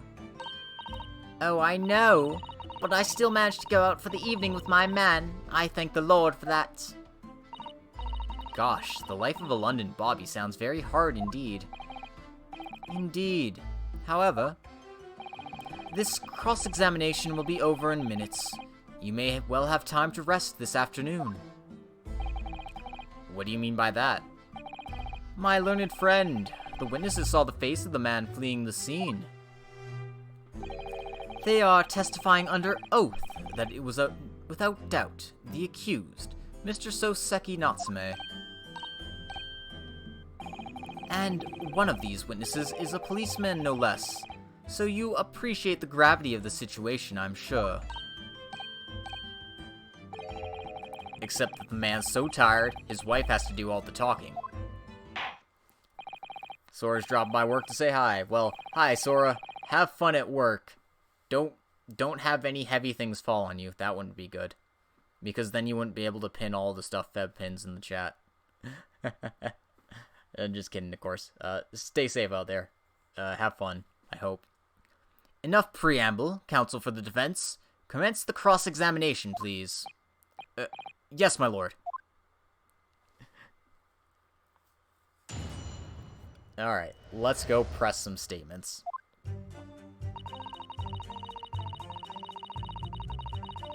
Hold it! No time to change after work, you say? Are you also a member of the police, Mrs. B? Oh no, sadly not. It's a job for strapping young men only. Women, children, and the elderly can't even apply. Well, I think you can probably see why children and the elderly can't do the job, can't you? I think Roly looks ever so handsome in his uniform. It suits you down to the ground, doesn't it, darling?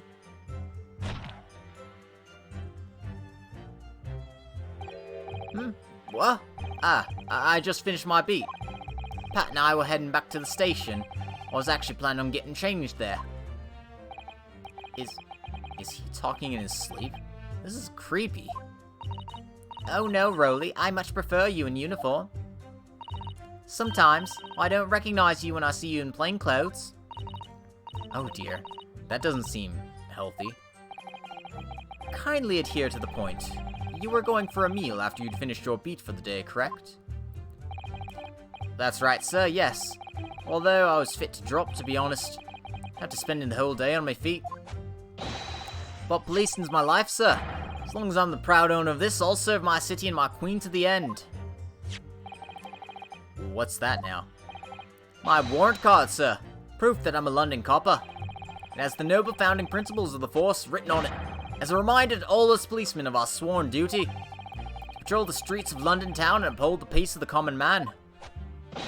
Sir, for such a noble cause I cover 20 miles every single day without fail and without grumble. Because I know that the plodding of my boots is all Londoners need to hear to feel safe and secure. So, fighting crime doesn't appear to come into it then. But sir, it's just on that one particular day I was looking forward to celebrate my wedding anniversary. Mrs. Beat puts up with a lot being married to a bobby like me. I want to show my dear wife how much I care. Oh, Pat. Oh, Roly. Oh, what a charming couple. Their young love is such a joy to behold. If a little over the top, perhaps. And then, kindly describe what happened next.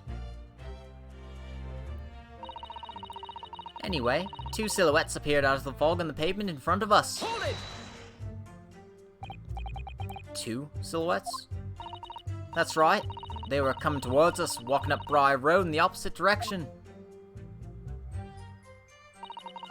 It was a rather plump figure, followed by a scrawny, thin-looking man. That does sound exactly like the victim is pictured in this print, and like Mr. Natsume. Yes, unfortunately it does. And you're certain at the time that there was nobody else nearby? Oh yes, quite certain. It was dark, but there are streetlights on Briar Road, you see. There was nobody else around at all. Isn't that right, my darling?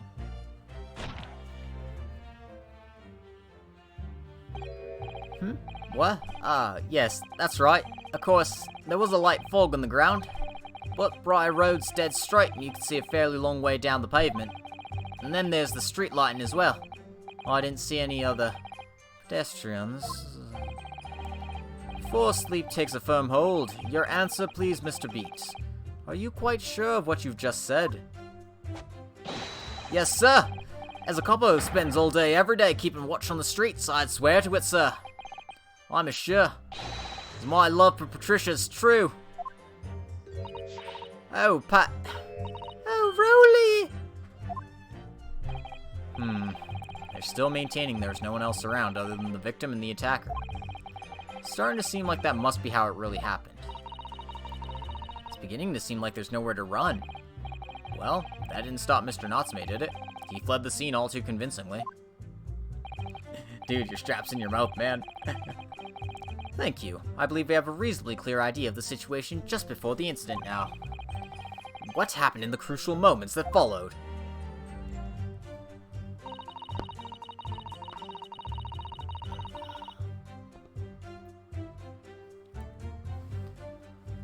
All of a sudden, one of them just collapsed on the floor, and the other scattered something before running off. Hold it!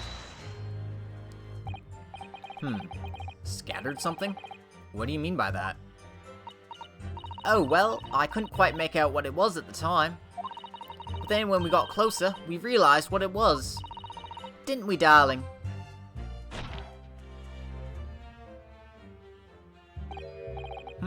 What?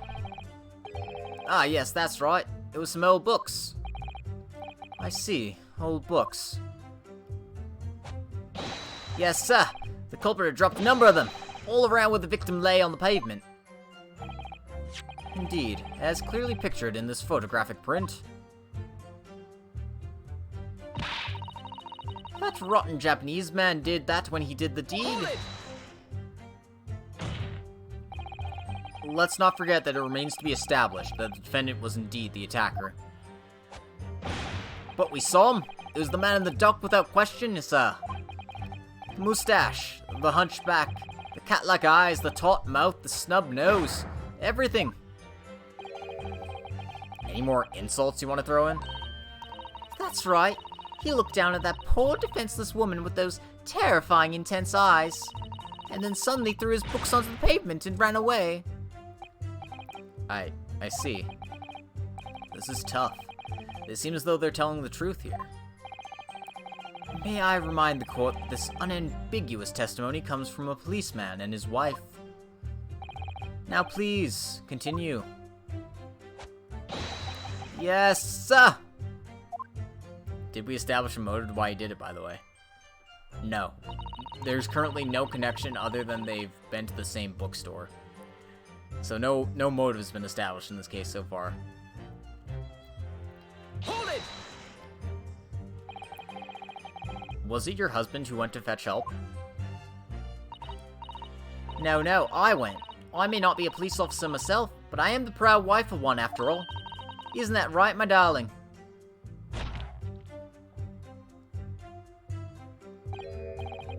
What? Ah, yes, that's right. I asked Mrs. Beat to go. I was off duty by that point. But a Bobby's never truly off duty, of course, so I felt obliged to stay and guard the scene. Very laudable, Mr. Beat. Preserving the scene of a crime is a task of considerable importance. That's why I sent Patricia, you see. I told her where to find the right police books. Forgive my ignorance, but what do you mean exactly by the right police box?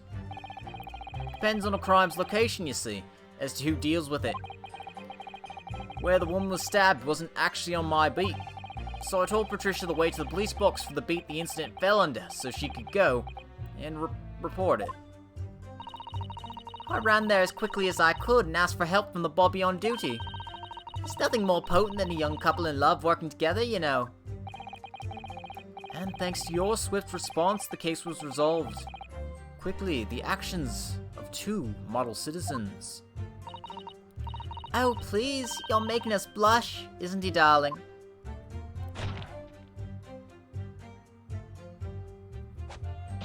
Yes, sir. What Patricia said, sir. Let's move on, shall we? It was definitely that Japanese man in the dock. Rowley and I both saw him clear as day. Hold it! But surely you wouldn't have been able to see his face by the light of the gas street lamps, would you? We absolutely could. Us Londoners have exceptional eyesight, I'll have you know. Right. The light from the street lamps was more than enough. And my husband already told you that the fog was only light, didn't he? Yes, and what of the fog? We are famous for it across the globe, I believe. But it's an absolute menace to those of us who have to live with it, of course. Oh, it is, it is. When it's thick, you can't even see the hand at the end of your own arm. Yes, alright, I take your point. Now could you stop shaking your husband about?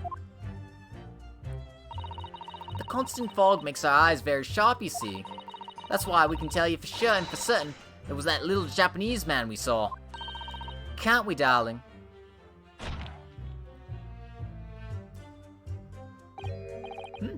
What? Yes. It was the accused, and no mistake. The mustache, the hunchback, the cat-like eyes, the taut mouth, the snub... no, unmistakable, sir. As far as this couple's testimony is concerned, there can't be any question. It was Soseki-san they saw running away from the scene of the crime. So that's it, is it? That's their entire testimony? What do you think, Mr. Naruhodo? Well, I hate to admit it, but on hearing the testimony, it really does seem as though Mr. and Mrs. Beats saw what they say they saw. Mr. Natsume running away from the scene on Briar Road that day. Yes, I feel the same. So, if that's true, where does it leave us? The members of the jury are sure to call for a guilty verdict after this testimony. Oh no! Then what do we do? If Kazuma-sama were here... what are you trying to say? I think he would try to find a contradiction somewhere else within their testimony. What do you mean, somewhere else? Their statement about seeing Mr. Natsume is unequivocal. Calling that into question won't help. But if you could identify some other part of their testimony which appears to contradict the facts, you might be able to discredit them, to make the jury doubt if the pair's memory of the day is accurate. Oh, right. Put simply, we must focus on finding a discrepancy in these statements somewhere. If we don't, I'm afraid the trial may reach an early and unfavorable conclusion. Why do I always seem to be so up against it? Mr. Lawyer, sir, can I ask you something? Oh, yes, of course. What is it? Well, you keep asking us all these questions about everything we told you, so... It seems like you don't believe our testimony. Is that right? Is it? Well, out with it. What? No. Oh, no, it's really not that at all. My husband's a policeman, remember? And I know what I saw. I remember every last detail. Everything. Like... Oh, I know. What about the books the man dropped? I could tell you the names of every single one I could. Every single one. Yes, tell us. Tell us the names of those books, please. That's probably... Oh, wow. They're gonna softball this one to us, huh? And you dare to question how reliable my testimony is? That will do. No, it won't do at all. That Japanese lawyer has no idea what I'm capable of. Even if I decide to forgive him for insulting us, don't think for a minute that Rowley will. I really didn't mean to cause offense. Please, put your husband's fist down. Perhaps you would like the opportunity to supplement your testimony, Mrs. Beat. Might that appease you? Oh, thank you, my lord. That would settle things nicely. Wouldn't it, darling?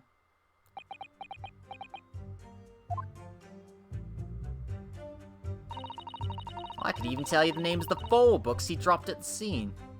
Hold it! Yes, we know that there were books dropped at the scene of the crime, as you say. Those purchased by the accused at the nearby second-hand bookshop on the day in question. After I'd been to the police box for help, I decided to have a good look at the area for good measure. I am a proud policeman's wife, after all. I did it for Rowley. And? What was your husband doing at the time? Oh, he was lying face down in the snow, getting some well-deserved rest. He works ever so hard, you know. Ever so hard. Don't you, my darling? Interesting way of guarding the scene of the crime. Well, Mrs. Beat, seeing as you've regaled the court with tales of your powers of recollection, would you be so kind as to recount the titles of the books you observed at the scene? I'd be happy to. Now, are y'all listening? There was The Picture of Monsieur Somebody or Other, and What's Its Yearnings. Then there was, A Meal for Someone, and the last one was definitely The Thingummy Something. You see? Yes, I see there are one or two holes in your memory. Oh well, they were along those lines, I'm quite sure. There were indeed books found at the scene of the crime with titles along those lines, as you put it. Well, what did I tell you? So I think it's very mean the way you've been implying that my testimony can't be trusted. Don't you agree, darling? Anyone who upsets my Patricia will have... Oh, sorry, I completely lost, I lost my Coronation Street voice. Anyone who upsets my Patricia will have me to answer to.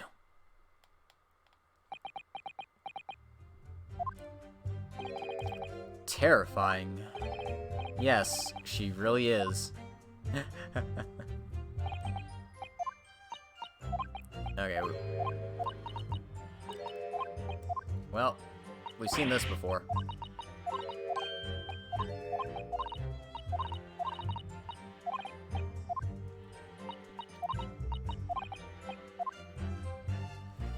Alright.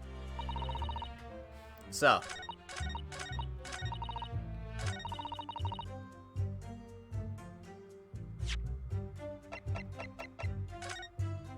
I only see 3 photographs in this scene. Objection! So, you're saying that there were 4 books. That's right, I remember all of them. The Picture of Monsieur Somebody, What's Its Yearnings, A Meal for Someone, and The Thingummy Something. I'm sorry, Miss Beat. But there's a fundamental flaw in that statement of yours. Oh no, wait, what flaw? Simply that, at the scene of the crime, there were only 3 books, not 4. What? Have a good look at this photographic print of the scene of the crime. As you can clearly see, there are only 3 books. But no, that can't be. I saw him.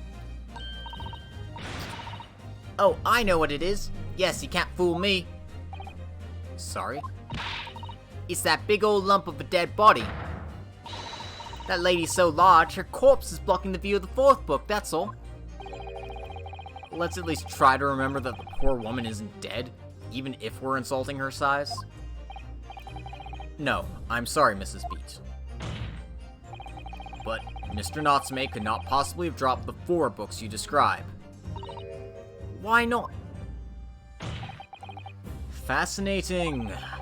And from your assured tone, something you can readily substantiate with evidence, I presume.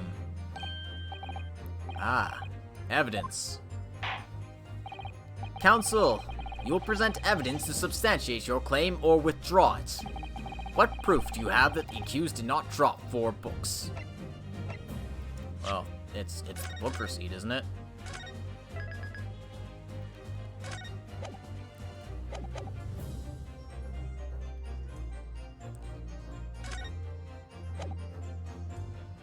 Take that!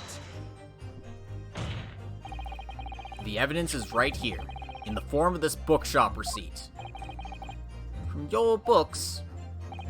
Yes, this receipt details Mr. Natsume's purchases that day.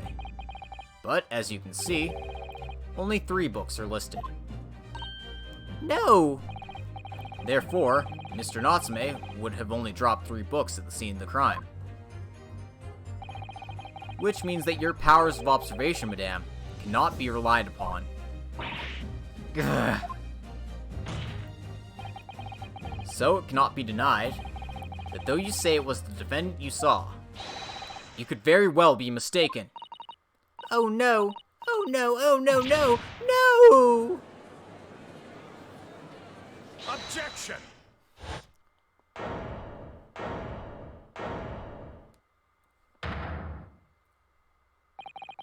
It's plainly evident that it is your powers of deduction that cannot be relied upon, my learned Nipponese friend.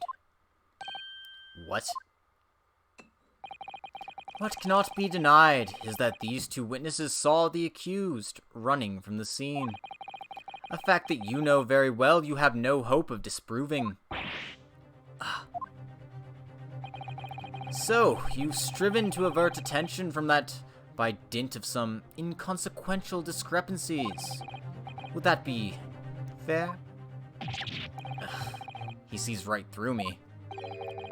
But your plan has somewhat recoiled against you. What are you talking about? It's quite simple. Let me explain with a toast. To the policeman's wife and her entirely accurate testimony in every respect. Oh! You see, the matter is not up for debate. At the scene on Briar Road, a total of 4 books were most definitely found. Objection! But what about the photographic print? It only shows 3 books. Quite right. Only 3 can be seen in that print. That print? You mean to say... Allow me to present another. One that shows the victim's hand. I don't believe it. It's the 4th book. As you will observe, the 4th book was hidden from view in the original print by the victim's torso. No. No!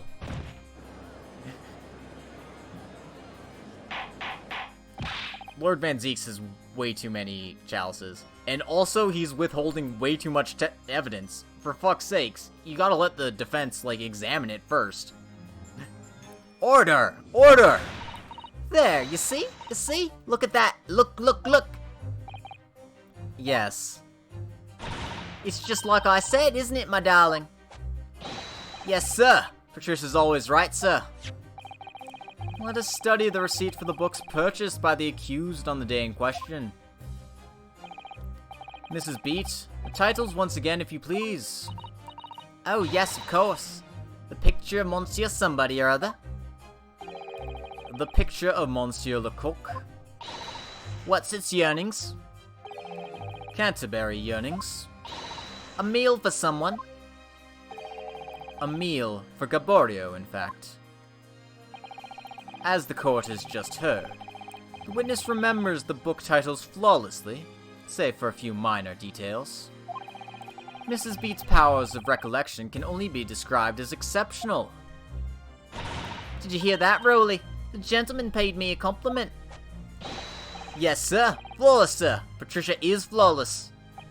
But there are only 3 books on the receipt, and Mrs. Beat mentioned 4. There's nothing surprising about that.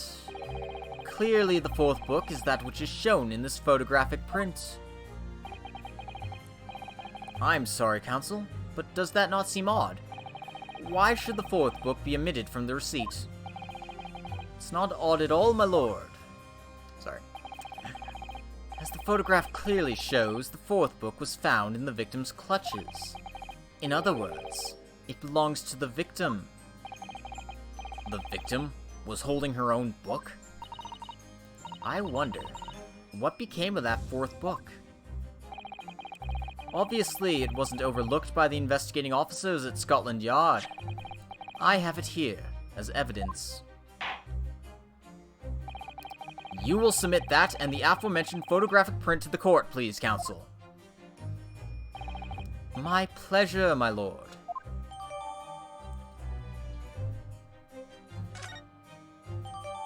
Alright, new evidence. Finally. The prosecution rests. I have nothing further to add. What? You seem surprised, my learned friend. But your resistance until now has been in vain. Entertaining, yes, but futile. The spurious longer route to the accused's lodgings that you try to establish in your summation examination, and the attempted discrediting of the witness's powers of recollection in your cross-examination. Futile? I walked right into this, didn't I? You see? Everything we've said is true. Isn't that right, my darling? Yes, Pat. Marry me, Pat. So, perhaps the ladies and gentlemen of the jury would like to reconsider their positions. Should the court waste any more time on this Nipponese travesty? Or is it the decision you have to make all too apparent already? You have heard all the witnesses and seen all of the evidence. This trial has run its course. Mr. Naruhodo, I'm afraid we're in a terribly precarious position. Yeah, I think this is a good time to look at the court record and see this new evidence we just picked up. So, this is the victim. She's holding a book titled The Lion's Pride. As I remember correctly, that was Mr. Garadeb's favorite book. And it was destroyed by the, whatchamacallit, the rampaging maid. And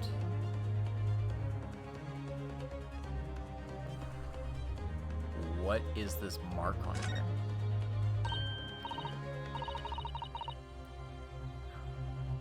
Why is a book from the Garadeb's house here? This was clearly caused by the fire. Oh, look at this! The book has been badly burnt! You're right, you'd never be able to read it in this state, especially not the latter pages. What a terrible waste. Judging from the scorched edges of the paper, I think the damage must have occurred very recently. A book recently damaged by fire? Why does that seem to raise a red flag with me?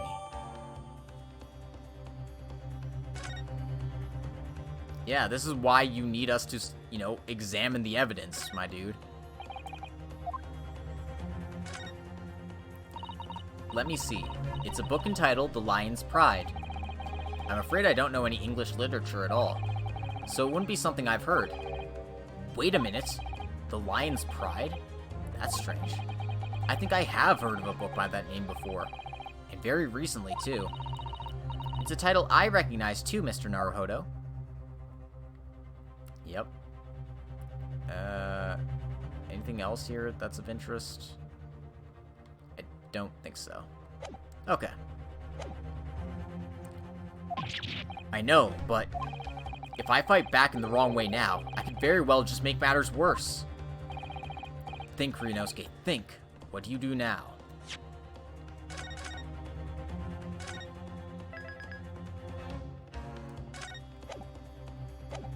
Well, we raise an objection, naturally. Objection! I'm not done yet. No, my learned friend. It's over. That last cross-examination was your final chance to establish a credible defense, and you failed. The die has been cast. There's no more room for debate. Well, it might be over as far as you're concerned, but... I can't think of what to say. If I may, Lord Van Zeeks, it seems somewhat boorish to close down the debate at this point. Your insignificant little Eastern Isle must be a lawless hole indeed. For a lowly judicial assistant to have the audacity to intervene at a moment like this. Oh. I am, to my shame, still a very inexperienced lawyer. So you'll have to forgive me, but I consider my assistant's advice essential and her opinions invaluable. Mr. Naruhodo? One of this land's great guiding principles is tolerance, so the court will hear you out, madame. Go ahead, Miss Susato. Please. Very well. Pray, what insight can you give us? What have we all overlooked in this matter that you see fit to pursue further? Well, the court has been presented with new evidence, but only after the last cross-examination finished. I see. And you believe that this new evidence warrants further examination, do you? Mr. Naruhodo, what do you think? It's just possible that this new evidence might be the decisive proof we've been waiting for. The judge is sure to ask the members of the jury to announce their leanings in a moment. And of course, he's sure to ask you to explain what the crucial piece of evidence is and why. So we must take this opportunity to examine the newly presented evidence as thoroughly as possible. Yes, I understand, and thank you, Miss Susato. This is it, Susato-san. This is it. Susato-san has managed to win us at least one last chance here. I can't let it go to waste. The defense wishes to present evidence, my lord. Very well. The defense may present one further piece of evidence. Evidence that apparently offers a profound insight into this case and has hitherto been overlooked. I'm pretty sure it's the book.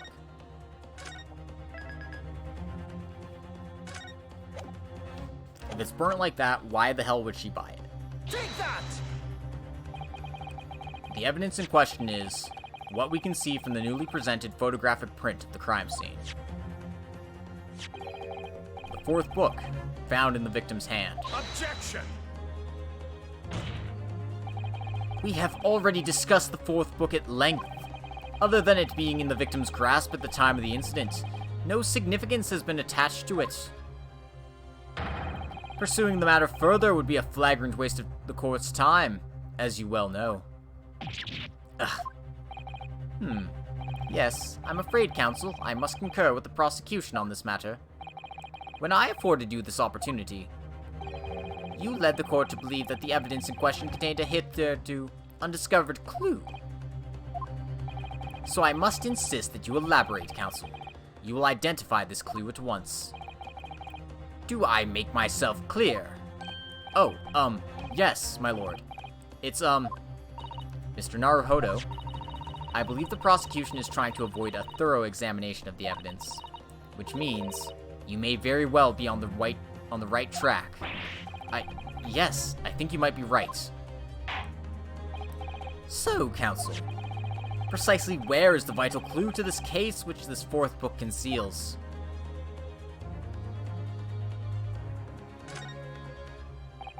I meant to present that. It's been badly damaged by fire here, so much so you couldn't read it at all anymore. That's right, such a pity. And you see the flaking edges of the burnt pages, Mr. Naruhodo? I think that's a sure sign that the damage occurred relatively recently. Yes, a book damaged in a recent fire. It definitely rings a bell. I would ask the court to observe the back of the book in question. The back? What do you... Good gracious! It's been burnt to a crisp! So, we have to ask ourselves, why was the victim clutching what is clearly an unreadable book? It is undeniably an extremely unnatural thing for her to have been doing. Objection! Unnatural, you say? And what of it, my Nipponese friend? Oh. Were I to concede the point, if it bears no relation to the case, there's nothing to discuss. So, should you wish to assert that this fire damaged some veiled clue as to what happened that day? Pray, do enlighten us all. What truth does this charred book hide? A charred book. There is just one possibility here. which I can't quite bring myself to rule out. It's an outside chance, certainly, but worth a try. Alright, I'll explain my theory. Don't keep us waiting any longer then, Council. Explain this theory of yours. What are you suggesting that you can ascertain from the fire damage this Saritone has suffered?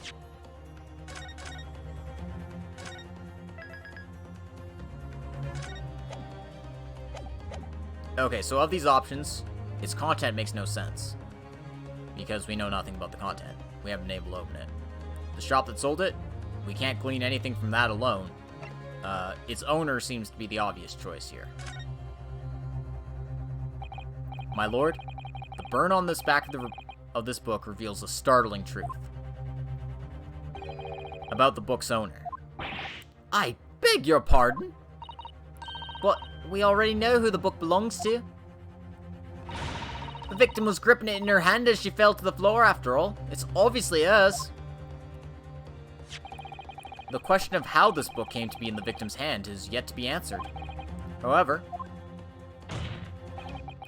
as to the questions of who the book really belongs to and where it originated, the defense has very credible answers. Good gracious, how can you possibly? Very well. We'll play along with this futile attempt to delay your inevitable demise. But do remember, the members of the jury may well burn you if your little gamble goes awry. Counsel, the defense's response here is very likely to influence the final outcome of this trial. So tell the court, who do you claim is the owner of this burnt book?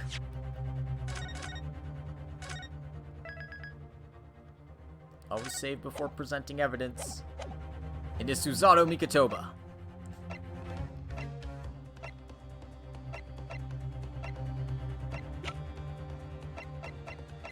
It was you, Barrack von Zeeks. This dude's only 46? Holy shit. Dude does definitely not look 46. Take that!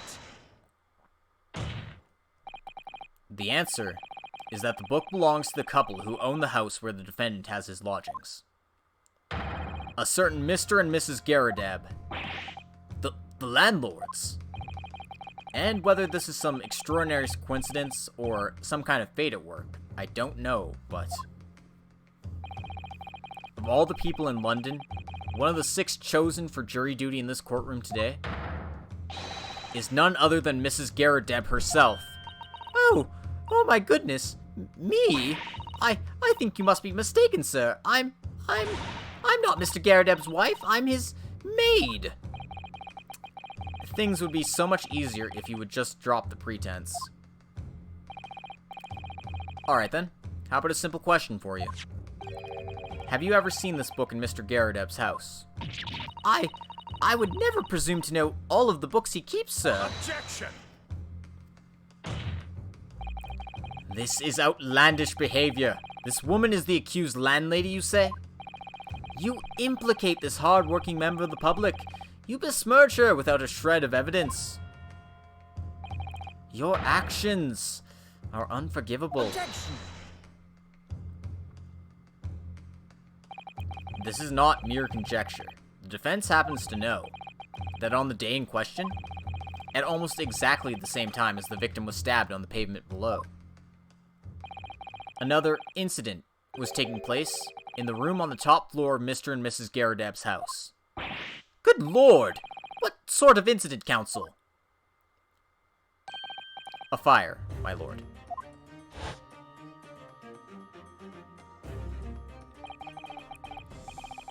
Right to say it was. Happened in the blink of an eye, you know.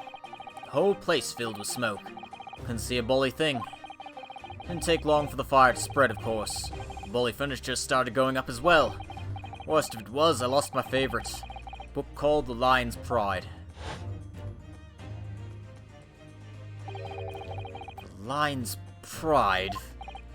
By Jove, the very same title that the subject of this debate. Oh, dear me. Objection! This is reasonable. All you've told the court is that a book by the same name was involved in a fire. In which case, it would be reasonable to assume that it was burnt to ashes. and entirely unreasonable to infer that it magically removed itself from the scene of the crime. I actually don't know what the word reasonable means. Let's go and consult our lovely dictionary to find out what it means. Ah, such as to provoke laughter. I see. He's basically saying that this is a farce. This is a joke. Are you kidding me right now? Which I guess I could have inferred from context, but I didn't know its exact meaning. That's cool. I learned something today. Always nice to see. Perhaps it would make more sense if I told you that the cause of the fire was marital discord. British in their stuffy language. Yeah, no kidding.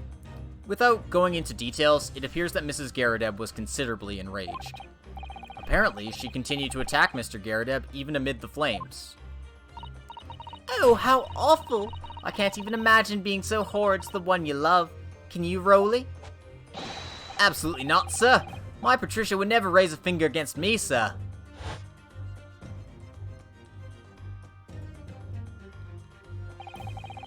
Had all my favorite old novels in that case.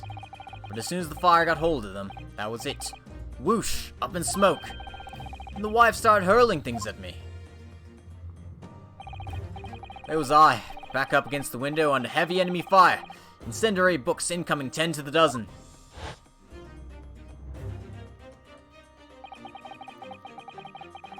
The man had his back up against the window, and he had burning books thrown at him. Goodness gracious! Are you suggesting the book was thrown through a window and landed coincidentally at the scene of the crime? Objection! No. A thorough investigation of the surrounding area was conducted the very evening of the incident. And there's no report of the Garrideb's window pane being broken. That's quite true. We also saw no sign of broken glass when we visited the Garrideb household. But it is not conceivable, that the window was open at the time in... Not even remotely!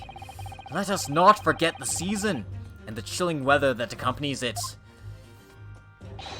No Londoner would ever leave a window open in the middle of winter.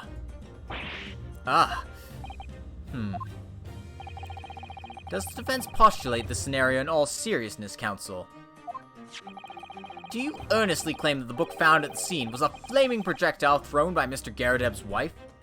Yeah, there was a fire.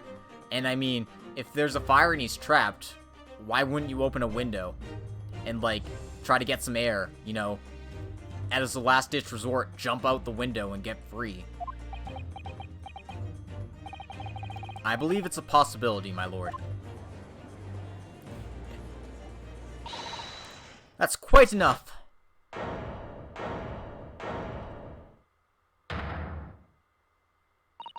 Well, I hope that everyone can see you for what you are, you little foreign trickster. You call yourself a lawyer, but you're just a coward. A mean coward. Really? Claiming that our little tip set the whole neighborhood alight. Honestly. Implying that I'm merely posing as a maid for appearance's sake. How could you? It's nothing to do with this beastly case. Not any of it. All you've done is sully our family's name.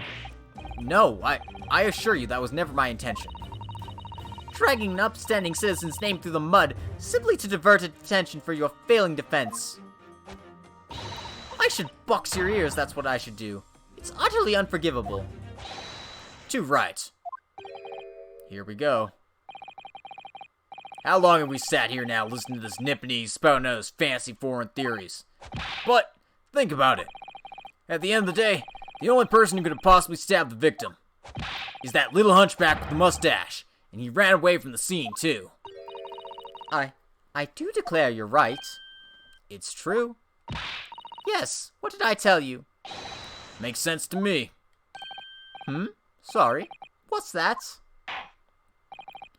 Well, it would appear that the ladies and gentlemen of the jury are once again in full agreement. What is your position, Lord Van Zeeks? I'd pour myself another glass. In truth, my lord, I feel these have been unnecessarily protracted proceedings. But then, one must always exercise patience in order to savor the best vintage. No, wait! The mystery of the fourth book still hasn't been... If books are your predilection, my learned friend, study them on your own time. I could use a drink too, if I'm honest. Yeah, I know. Dude just puts his boot up on the stand, and he's like, that's establishing. Why are you stretching out your leg, man? Just doing some calf stretches. Isometric exercises. Good lord, Seymour, why is your oven on fire? Sorry. No, I'm not doing steamed hams. What, no, forgive the discourtesy this time? In that case, ladies and gentlemen of the jury, you will now state your individual decisions regarding the defendant's culpability for the court to hear. Guilty. Guilty. Guilty. Guilty. Guilty. Guilty. God damn it, do I have to do this again?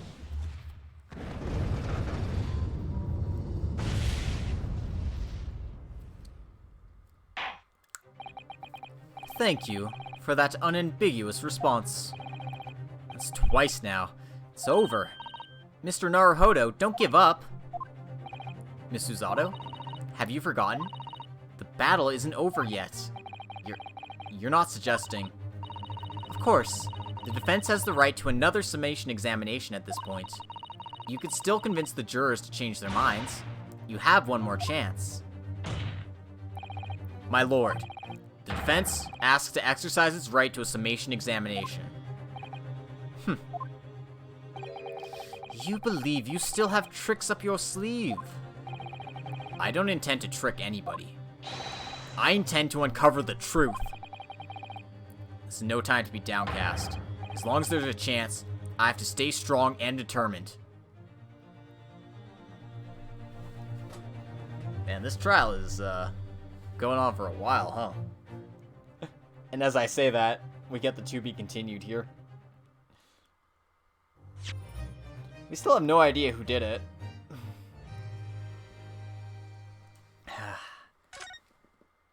I'm gonna make a quick save here. Alright, trial part 2. I don't know how long this trial is gonna go on for, but it seems like it's gonna be a long one. On the one hand, this is a good stopping point, but on the other hand, I kind of want to keep going.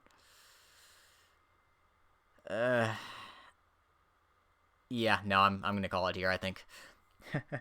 So yeah, thanks all for coming today. I hope you enjoyed this exhilarating trial scene where I stumbled for 20 minutes because I thought I forgot I could press during a summation examination. I'm sure when I start the second examination, I'll probably forget that I can press the statements again. So we'll have fun with that, I'm sure. Hopefully I'll remember the next time. But yeah, that's it for today. Thank you all for coming. I hope you enjoyed the stream. Didn't have any hiccups today, which was lovely. If you want to help support the channel, feel free to like, comment, subscribe, follow me on Twitch, do all that fun stuff. And if you want to help support the channel even more, feel free to check out my AO3 page and check out all my stories over there.